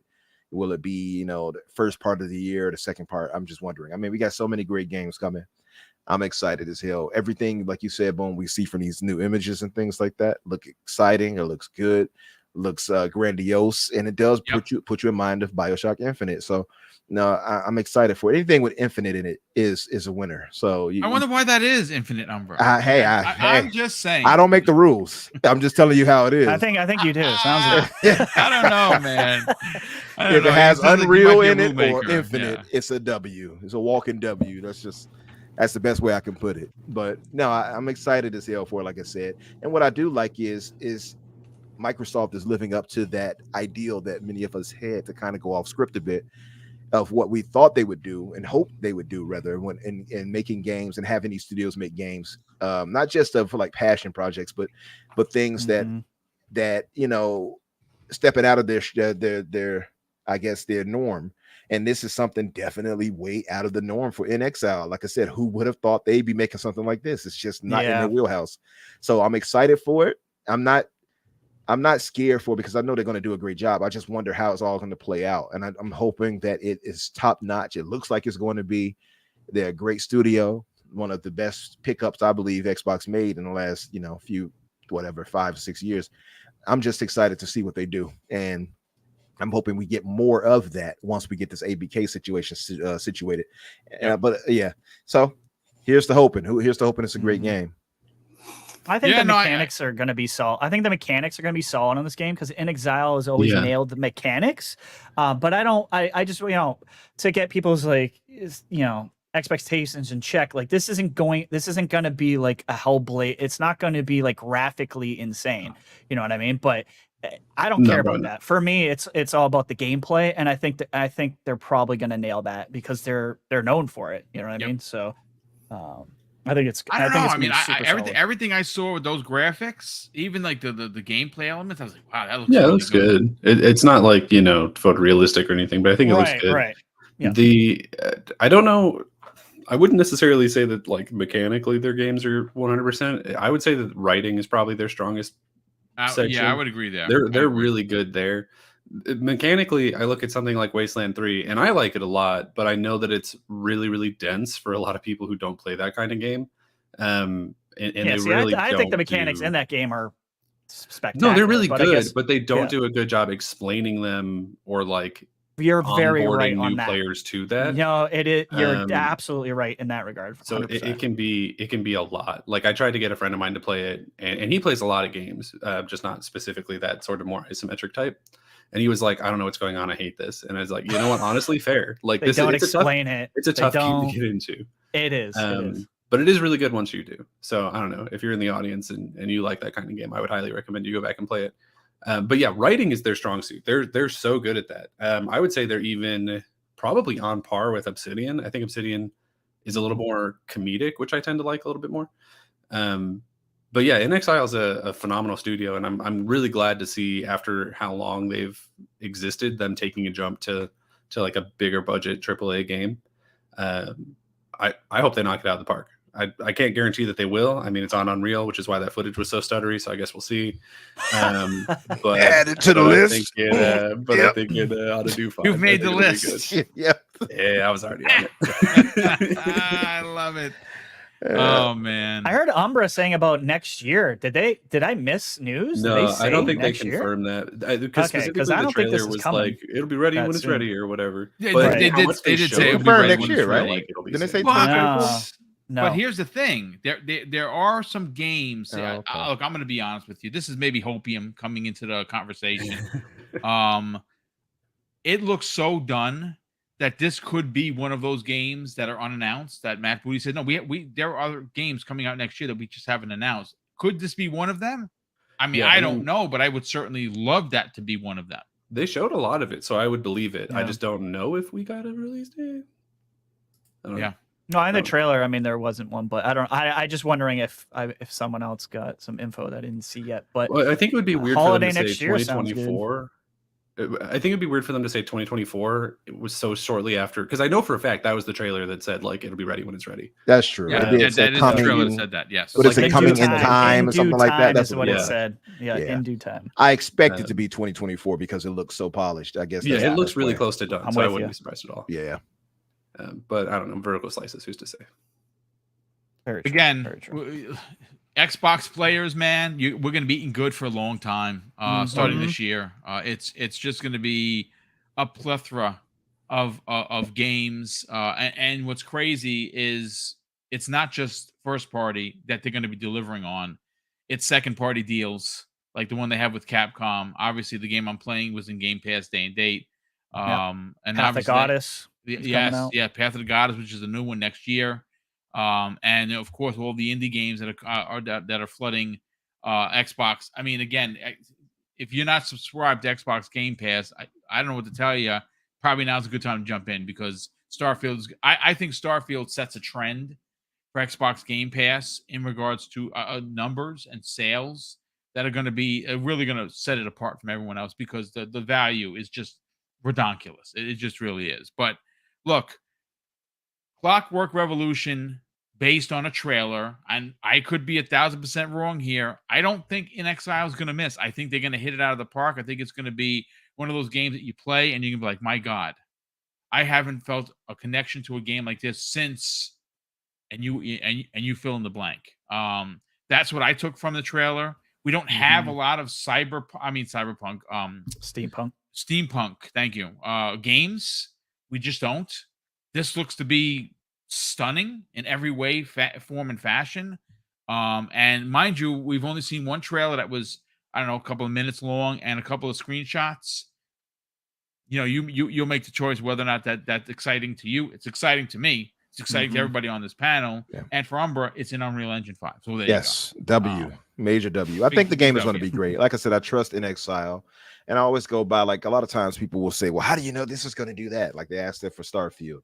That's because I know the pedigree of the studio. Yeah, there you InXile, go. they have great pedigree.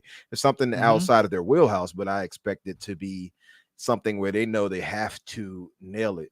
Right? It's not something they're going to. I don't think they're going to fumble the ball here, venturing into something this big with a AAA budget. I just don't think they're going to do that. I think it's going to be a great it's Brian game. Fargo, so he knows. True. What he's doing. Yep, that guy knows his It's not- business. I'm sorry. Mhm. I have faith in Brian. That's all I can Yeah. say. Folks, we do have one topic to get to. We got 30 minutes or so to get into it. Okay, so Mortal Kombat 1, right? It's coming out this year. The guest characters have leaked. And they are pretty effing dope. I'm going to be honest with you. No other world does this exist that's not Mortal Kombat, right? Like they have had some of the most unbelievable guest characters in fighting game history, right? You can talk about having, Kaizua come into Street Fighter or vice versa, and that's all great. Terry Bogard crossing into Capcom and fighting Ryu, that's awesome. But you've never seen guest characters like you do with what NetherRealm does for its Mortal Kombat series. Mortal Kombat 1, well, they have pulled out all the stops, and obviously we know who's coming out. You have Homelander from The Boys, you have Peacemaker from the DCEU, and you have Omni-Man from Invincible. That's the one. My God, are you serious? Like, three of the most ultra violent characters you could possibly want in a game known for ultra violence. Now, they do have some other Mortal Kombat characters in there. They're classics like Quan Chi, Ermac, and Takeda. They also got Shang-Chi. Yeah, that's awesome. What is it? Sean? What is his name? Not Shang-Chi. Yeah. Quan Chi. Quan Chi. Thank you. Quan Chi. Yeah, Shang-Chi's the Quan Marvel Chi's guy. I'm thinking of Marvel. You know, and listen, it's the Mortal Kombat characters are classic. And I bring this up not because Microsoft has the marketing or it's going to be in Game Pass or anything ridiculous like that. Now, I bring this up. Now, I don't know who Boss Shaw 247 is. Apparently, he's very popular. And he has been known to have information. He dropped something on his Twitter. I thought it was relevant of a conversation that I'd love to have with you folks. And he says this after tweeting this yesterday. I'm hearing the legendary Xbox character Doomslayer, created by the Xbox Studio ID Software, will be a playable character in NetherRealm Studios' upcoming Mortal Kombat 1. I would imagine that's probably going to be the Cameo Pack 2. He said that is going to be dope. Now, is it true? I don't know. But I am going to say this, Infinite Umbra. If you were going to bring a violent character of the ilk of the three characters that I just read to you, well, there's no better than Doom Guy. But I kind of want to just do this because I'm never going to clench this thought of mine if Microsoft not having their own fighter. I'm just always going to keep banging the drum because eventually they're going to hear me and deliver. So this will now be, Umbra, if it comes to fruition, there goes my favorite word, a second character that is in a game that's not owned by Xbox. Banjo-Kazooie, great, fantastically done on Smash.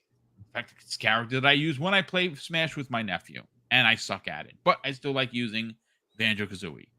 If this comes true, and I think it's going to be, because why wouldn't it be? After all those characters you saw, it just makes me wonder, man, when are we going to get this Microsoft to do a Killer Instinct where they could have their own unbelievable, no pun intended, killer characters? I don't know. What do you think about Doom Guy? And again, it's a rumor. It's someone I've never heard of. If you've heard of Borshaw 247, please drop it into the chat. I mean, I haven't heard of him, but I thought it was interesting. I mean, would you like to see that happen, Umbra? Against all the evil that hell can conjure, all the wicked that mankind can produce, we will send unto them only you. Rip and tear until it is done. Absolutely. It's like I was there. Yes. I was there. You were there. You were right here. I felt like I was there. Transported you into the world, didn't I? I was you in sure the did. game just now. Yeah, it's a gift of mine. It's a gift. No, listen, that would absolutely You got a make receipt for a that? ton of sense. No, I don't. Yeah, no. That was free right there. That was free. No, but listen, that would actually make a ton of sense. But what I would do, what I would hope at least, is that Microsoft had the good sense to include him in there, but only on the Xbox version. Going back. Oh yes, I'm love thinking that. back to the Soul Calibur days when they had their own versions. I mean, Kratos was in plenty of those games, and it wasn't an Xbox. That's so right. You had Link in the Nintendo version. You had Spawn for Xbox. Spawn for Xbox, yeah, which was dope. Absolutely. So why not do that? Include him and have it for the Xbox version. It'll give more incentive to buy it on Xbox. I think that'll make a ton of sense.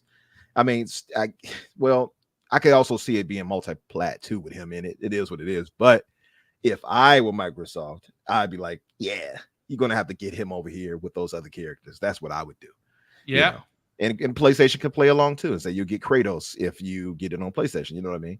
But it would have to be on them to push that. But yeah, That would be dope, man. Having Doom Slayer in there, absolutely. I could see that working just fine. His attacks and he got, I mean, plenty of weaponry that will work well for it. His style of fighting, I mean, he got the sword, he has the his guns and everything. BFG. Absolutely. He could literally rip you in half. I mean, Yeah. Yeah, I mean, he has a chainsaw, right? He's as powerful as some of those characters in there for sure. I mean, I don't know how Mhm. much he would stack against a god level Liu Kang right now, but I mean, he could. Hell, hey, he could. If you got these other characters in there, he can do just fine and hold his own. I would absolutely love that. I think that'd be dope to include him. Now, I don't know the guy that you brought up. I saw the tweet with people like, oh yeah, ooh, hyped up and everything, but I don't know how much of that is You don't true. have a big following, so I don't know. I don't necessarily. Yeah. I mean, it makes sense. It makes It does make but sense. anyone could have pulled this out of their butt because it just makes too much Absolutely. sense. Yeah. So I don't know this guy, but I looked him up, and I don't know. He doesn't have those insider numbers if he's been an insider in the past. But Yeah, well, here's the hoping. I mean, it does fit. It's it certainly definitely fitting. fits. Yeah, you know? it definitely I mean, fits. It make perfect sense to bring him into it. It's Mortal Kombat. They are known for guest characters. And again, maybe people know this, maybe people don't know this. There are characters that are currently in Killer Instinct that they wanted to bring over to Mortal Kombat. It never happened. So I mean, the making a deal with Xbox to bring this character over.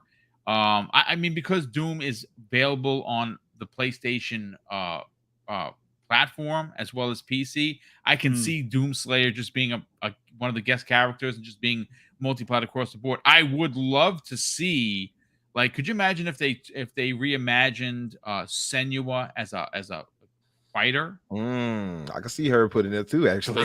That Now that would you be mention kind it. of freaking dope. I'm gonna be honest with you. Yeah. You know, especially when you talk about how violent she could be. Yeah. I say let's get Well, that I stop done, there. Get Master Chief in there. dude. I think they wouldn't want Microsoft. Microsoft wouldn't want. Hey, Master and Chief then possibly being put decapitated Master or Chief in something. there so we can end the whole Doom guy versus Master Chief and watch That Doom guy would split him in half. be Ah, Oh my you god! all you heard know that? it. Yeah, You all heard that know in where chat? I stand. He You know where turned I against stand. Master Chief. He's opponent. Yeah. now. Well, hey, Um, the truth hurts. Oh jeez. More importantly, Omni-Man is on this, but more importantly, J.K. Simmons is doing the voice. He's doing That the voice is for him, which is awesome, dude. I know crazy. people hyping up Homelander, but Omni-Man is more powerful than Homelander, and by my estimation, Well, I mean, yeah. Yeah. They're Omni-Man's both just those Superman are two plus, so. yeah, those are two great additions though, and it Absolutely. just fits. And by the way, the you know, Homelander, he's all over the place, and isn't he in he Call is of on Duty COD. too? He's Yeah. on COD Yeah. right now. Yeah. There's a lot of complaints on that though. Two of the characters are just what if Superman was bad? Like, I think that's kind of weird, but they're also two really popular characters, so I'm not that upset about it. Yeah. I love both of those characters for very different reasons. Well, you know what? I'm super excited about it. Let's get your hot take on the potential. Again, the guy could be just wishing it to the and putting it out to the ether. And I just love the conversation. To be honest with you, I just love the fact that Doom guy is first party. The next Doom is not going to be on a PlayStation, which I think is great because obviously PlayStation has their own hero characters and they could make their own great games. I like the fact that Doom is probably going to be Doom, whatever it is going to be, 3, whatever it's going to be exclusive. I like that. I'm sorry. But before I get to your opinion on this, JD Gamer drops a $5 super chat and says, the question is, would it be cheaper and better for Microsoft to abandon the Mechassault IP and just create an original mech IP?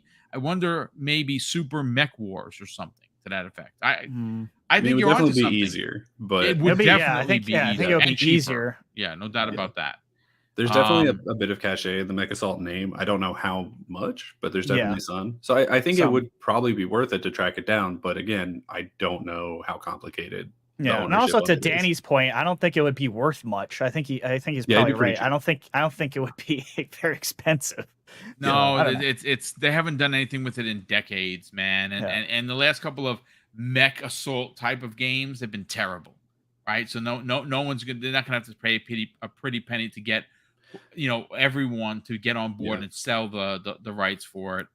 Ironically, the fastest way to figure out who owns the Mechassault IP right now would be to just try to make a Mechassault game and see who sues. Yeah. I mean, yeah, And then I just guess buy that it would off them. Just settle outside of court and buy it off them. Yeah. They were like, Yeah. I bought your company. Did you not know? Mm. After they try to sue them, we got a I counter love suit. it. We own you now. Yeah. I have a 51% stake in your company. Yeah. I am Tencent. You're welcome. I get my house back from the bank. I bought the bank. Andy Hart drops a very generous £5 super chat and says, I get the Bioshock comparison, Clockwork Revolution, but is any of the panel also getting a Deathloop vibe? I certainly am. I can see that. I You get the it's whole like the time time travel stuff, so I get reset where you're thing. coming Yeah, from. that makes sense. I can But see it. one's like I'm gonna be honest with steampunk. you. I hope that it's Yeah. not like that because I Me hated too. Deathloop. I Yeah, did it's too. okay. I did Sorry. not like that game. Yeah, it was Not pretty like that game at all. I tried it on two Yeah. consoles and just I couldn't get into it. When they said Game of the Year, I'm like, damn man, I guess I'm looking at this from the wrong fisheye. I don't know. JD Gamer drops an additional very generous $5 super chat and says, I want Microsoft to buy NetherRealm, Capcom, and Namco Bandai. Let's see, he's another drawn TJ. I love He that. is. I swear. he's a I think they're the greedy same gamer, man. person. I think they're the same people. He says, I want Microsoft to own the fighting game genre. It would be fantastic for Game Pass and 85% of the sales. I mean, NetherRealm to me almost seems like a no-brainer. Yeah. But WB, the one thing I can say about this, unlike like WB, when you buy WB, do you get all the licenses? That's why Microsoft was interested, and then they said no dice. The one thing that you can say about NetherRealm, and this is confirmed in the contract for Ed Boon, wherever he goes, Mortal Kombat, the IP follows. So if you buy him, you buy the IP. You buy the IP, you buy him. He made it that way so he could never lose his IP. Brilliant move. I love that. I love that he did that. Move by Ed Boon because that's his baby, and he created Mortal Kombat, and he's not going to see it, pawned off and just poured out, if you will. Pardon the French. But let's get your take on this, Retri. Doom Guy for Mortal Kombat in Combat Pack 2, as it's called. First of all, I'm buying the Maximum Edition, so I don't have to worry about combat packs.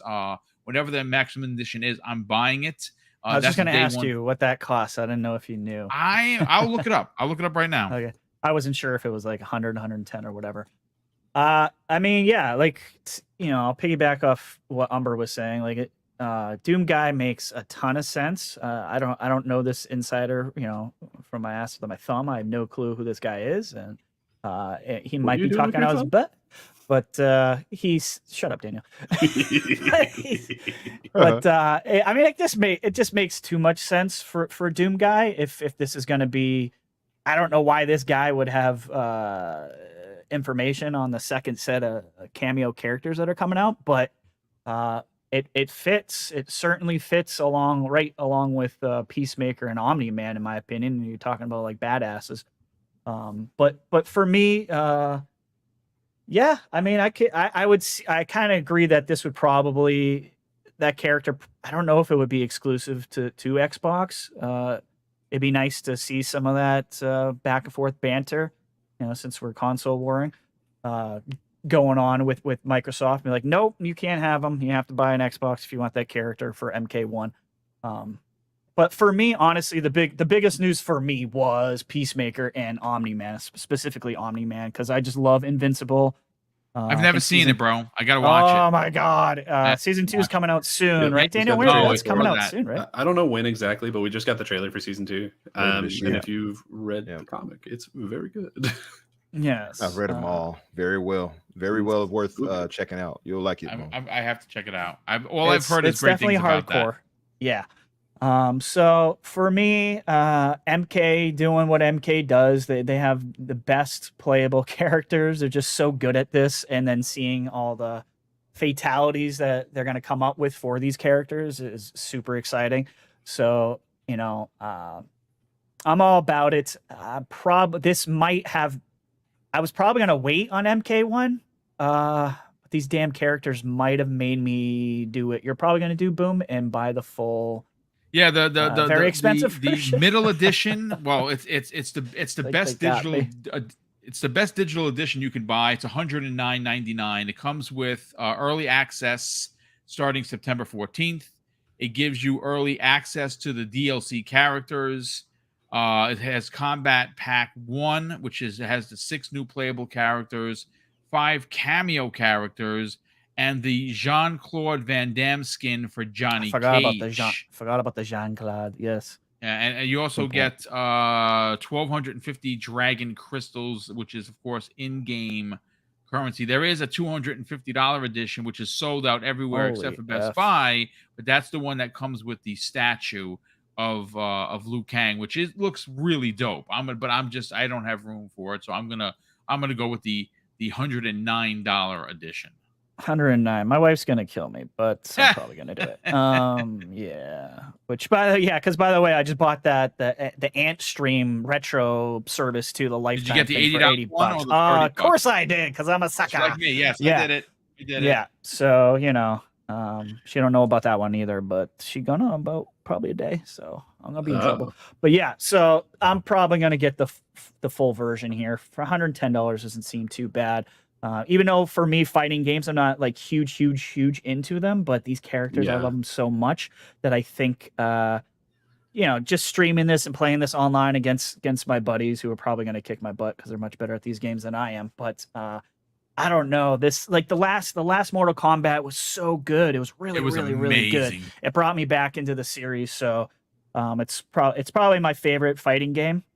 So yeah, I'm gonna be all over this with these characters. I don't even know who Ermac is, so I don't remember who the hell that is. So he's a classic character. Is that? He's look at one of the ninjas. I think he was gray, right? He was the gray ninja. Not gray. Ermac. I think Ermac was. He was the robot.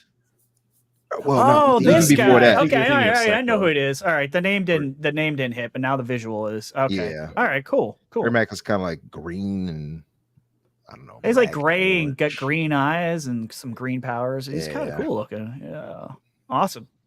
Yeah, awesome. So yeah, I'm down for this, Boom. I'm gonna be spending the money just like you. I ain't getting a statue. I have. Who was it? Let me see. Somebody just wrote zero. Sotinist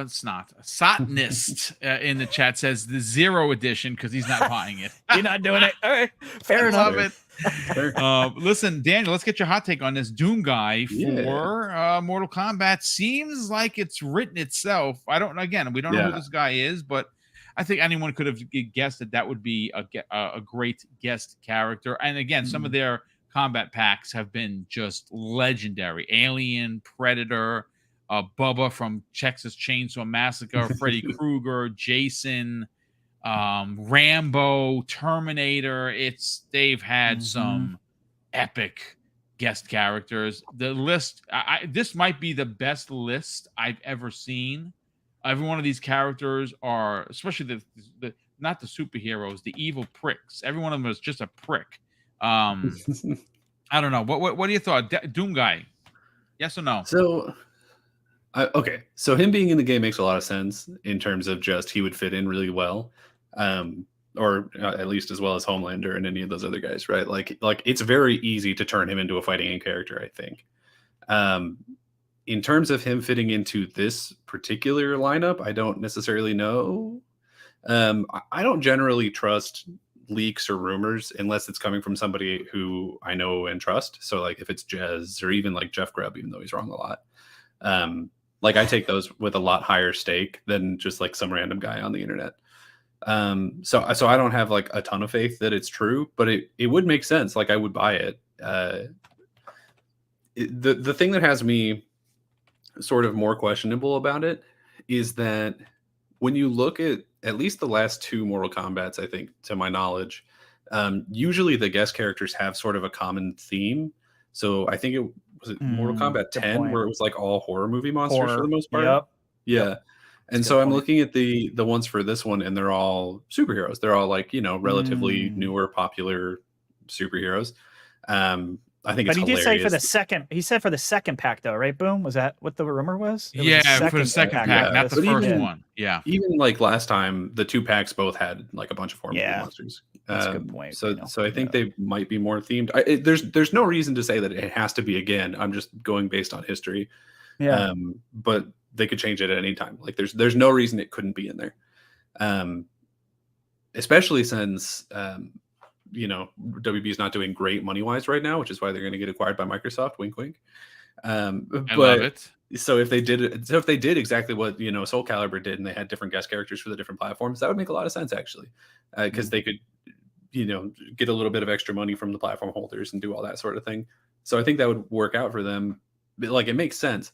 But when I look at the people who are announced already, I think it's hilarious that Peacemaker made it in there. I love that show. But like, I love Peacemaker being in there though. I think it's a brilliant pick. Yeah, attitude so wise, he fits very much with Omni-Man and Homelander to a point. Yeah. It's Great show, by the way. It's just so funny because I know that if you showed this picture to somebody, I don't know, even like 5 years ago, I don't think they would know who any of these people are. Yeah, I wouldn't. You're right. I mean, potentially, sure. I think that's really a lot of funny. them. I think they're. But all I'm a noob to this characters. as well. But yeah. I don't know. I right. could see.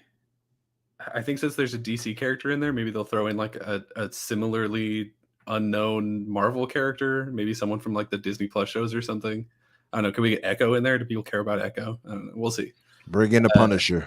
Bring in the Punisher. my Makes God. sense. Punisher, very much like Peacemaker, makes A lot like of sense Peacemaker. to me. Way bigger though, like way more popular. Yeah. Yeah.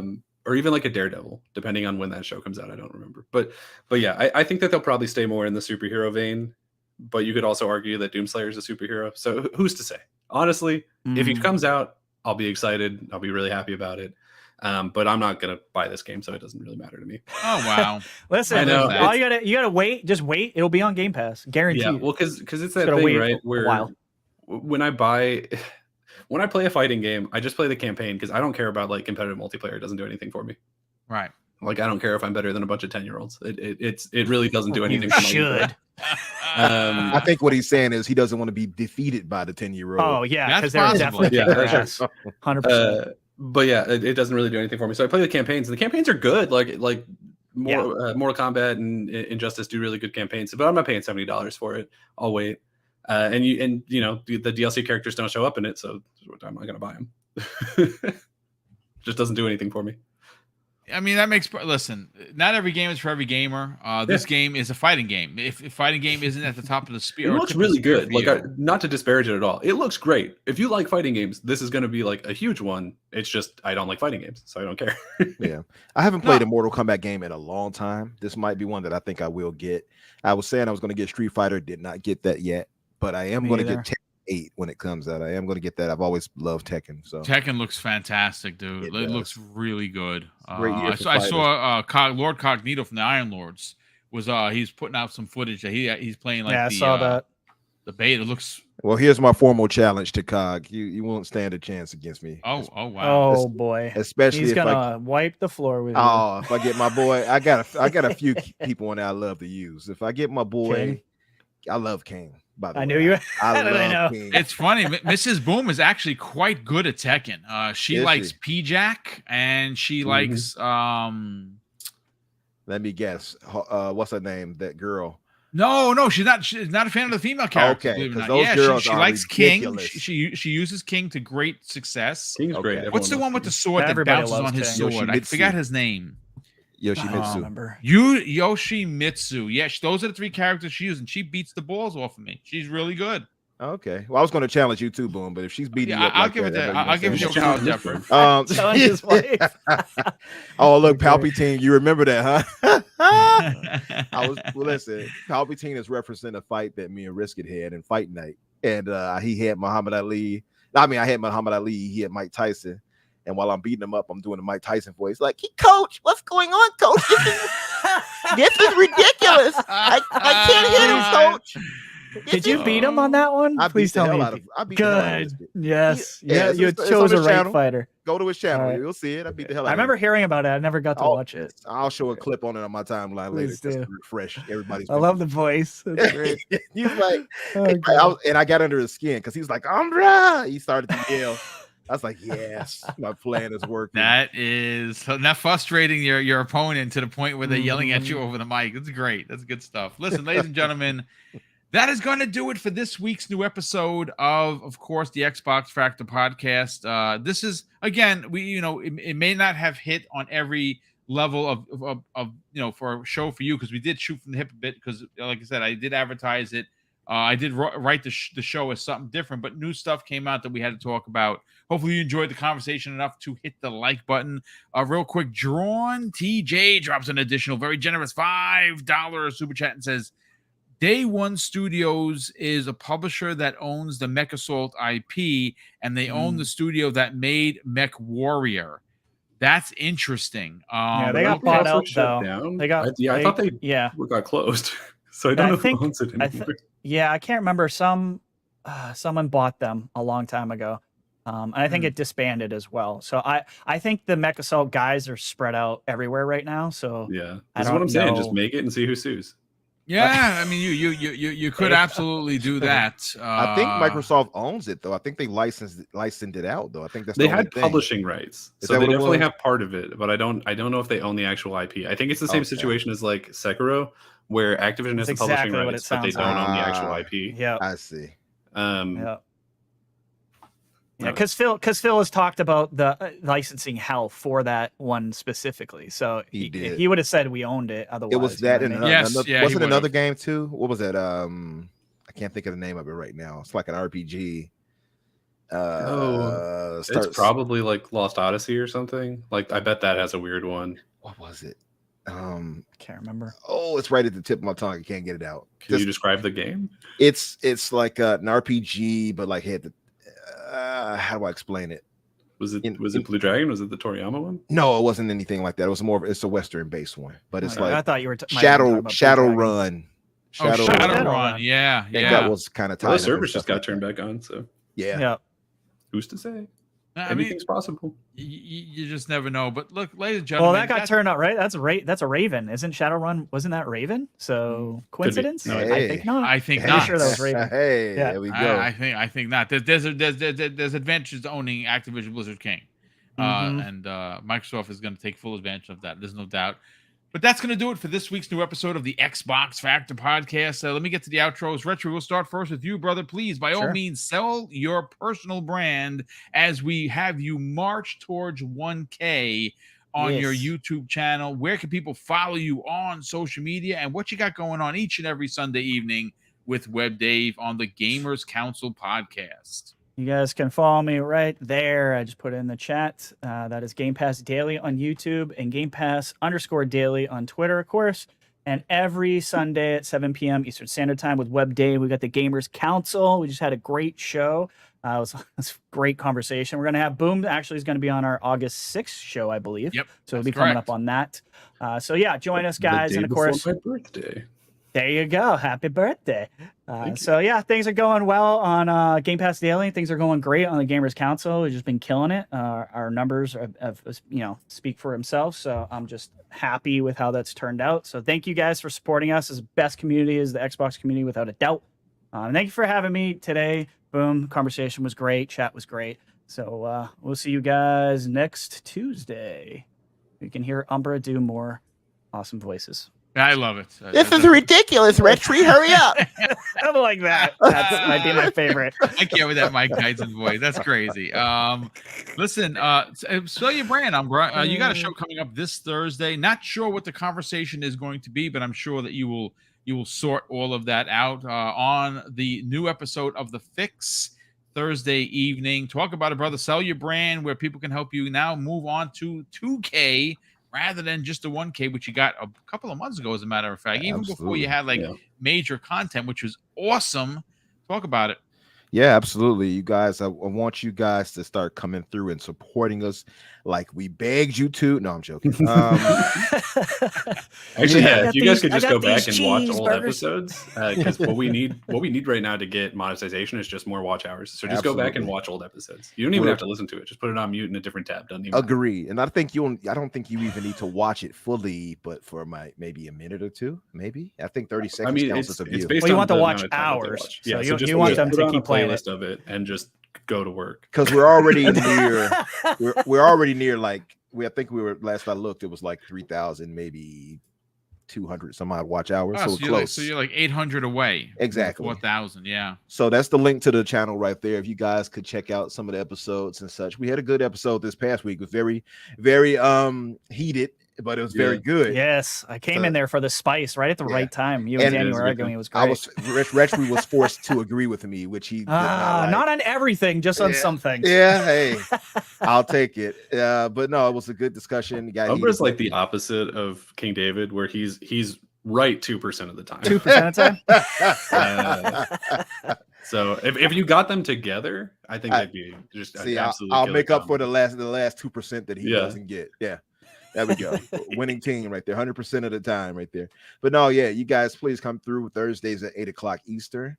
The Fix, come through, myself, Danny. I'm not sure who we'll have for a guest this week. We haven't ironed out what topics will be. There's a lot of topics to go through, but we kind of went through a bunch of them here, so we'll figure it out. We are going to be doing more stuff based on other media, though, like we talked about. Yeah. So you all will Yeah. know if you're into anime and movies, TV shows, things like that.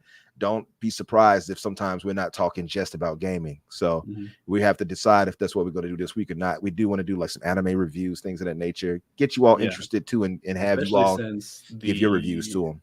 What is it? The summer season, whatever Yeah. season is like just ending now. So we're right. Never, at the hey, end of never what we're mind. about to Game start Pass, this one. Game Pass, just give you Crunchyroll for 75 days, guys. So jump There on you that. go. So- That's right. It's easier Yeah, to get that's dope. Crunchyroll for free on Xbox than it is on PlayStation. And Imagine. don't be so quick to write off anime, HAH. I see you right there. It's so good. These He's got guys some got good me stuff. into it. I am addicted to it. It's so good. We The got to bring greatest you know what, anime Reggie? of all time is The Guyver. Sorry. We got to bring you through. Listen, Boom. Have you ever 100%. seen Full Metal Alchemist Brotherhood?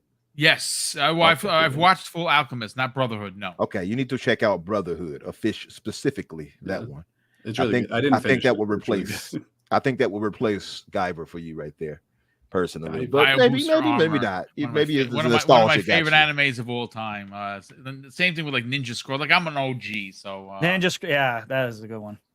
Hunter Yeah. x Hunter though. Just gonna say. Hunter x Hunter. yeah, Hunter x Hunter. Fucking Yeah, awesome. really good. Even though Daniel hates the protagonist, it's fine. I do. I think Gon sucks. The show's really good, but I hate Gon.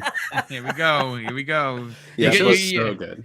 But, you're getting a preview of what you're going to talk about. Plus, obviously, you know, there's the Invincible season 2 is going to be launching soon. So that's That's you guys will have a perfection, in my conversation. opinion. not an Oh, anime, but about- very I good. saw that done Nintendo and Otaku. He said it's overrated. I see that. Interesting. Add it It's to the probably list. overrated, actually. Add because it to- people yeah. really go hard for it, and it The is list really is good. it's getting filled out. So you're going to good. have a list that's going to be an Yeah. arm's I length if swear. it's not already. Invite him. I want to fight him. Yeah. Oh, my goodness. But yeah, if you Uh, guys can come through and support us, at least like I said, check out some of the videos and watch it for a few minutes or so. Get us those watch hours. We would appreciate it. Come through and support us on Thursdays. We have good shows, really. We do. Yeah, they're a lot of fun. I'm always skulking, but they're definitely good conversations, and they get heated every now and again, which is fun. It's like watching brothers fight. So it is what it is. Mhm. It's no fun if we agree Danny on everything. McGee, let's sell your brand, brother. Talk about where they can find the best rewritten DCEU that is much better Yes. than what's currently available. And yes, that Flash movie had some good ideas. I heard that was terrible, Yikes. Big terrible yikes. CGI, like almost god awful CGI. CGI is terrible. Yeah. I liked it. I still I- am. I want to I'm see glad it. But I'm somebody not liked spending it. the money. I'll wait for it to go on Max. Like I'm not going to spend. I was going to buy it, and then and Keosante was like, boom. It's just the story is good, but the CG is just awful. It's so bad. The CG Yeah, is so I don't bad. even know if I would say Yeah, the I'm story is not particularly spending good, 25 but bucks it's on that. definitely I will better than wait. CG.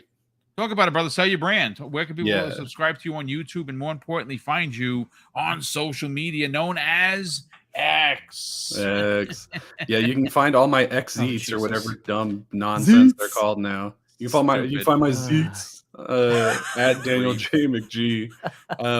Please never call it that. Oh my god. You know my steez. Oh, Listen to my but Zeets. you can find me on the artist formerly known as Twitter at Daniel J. McG, or at my personal YouTube channel of Daniel McG. I'll put a link in the chat for anyone who's here.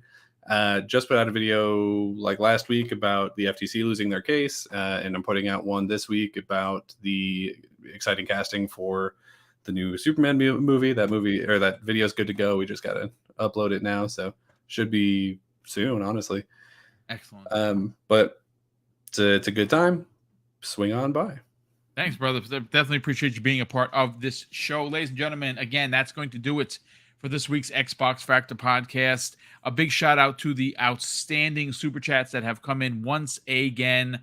Folks, we can't do the big giveaways that we have planned without you. And obviously keeping up to date with, equipment and lighting and programs that keep this show running. We appreciate everything that is done through all the super chats and channel memberships. And of course, folks, I'm going to close out the show with something that's incredibly important to me. Hopefully one day it'll be important to you. And that's something that my dad taught me with kids. And he would say, Craig, treat others how you want to be treated. And also, it doesn't cost anything to be nice. You live by those rules, Craig. I can guarantee you're going to have an awesome day. So take care, everyone. And we'll see you next week on the newest episode of the Xbox Factor podcast.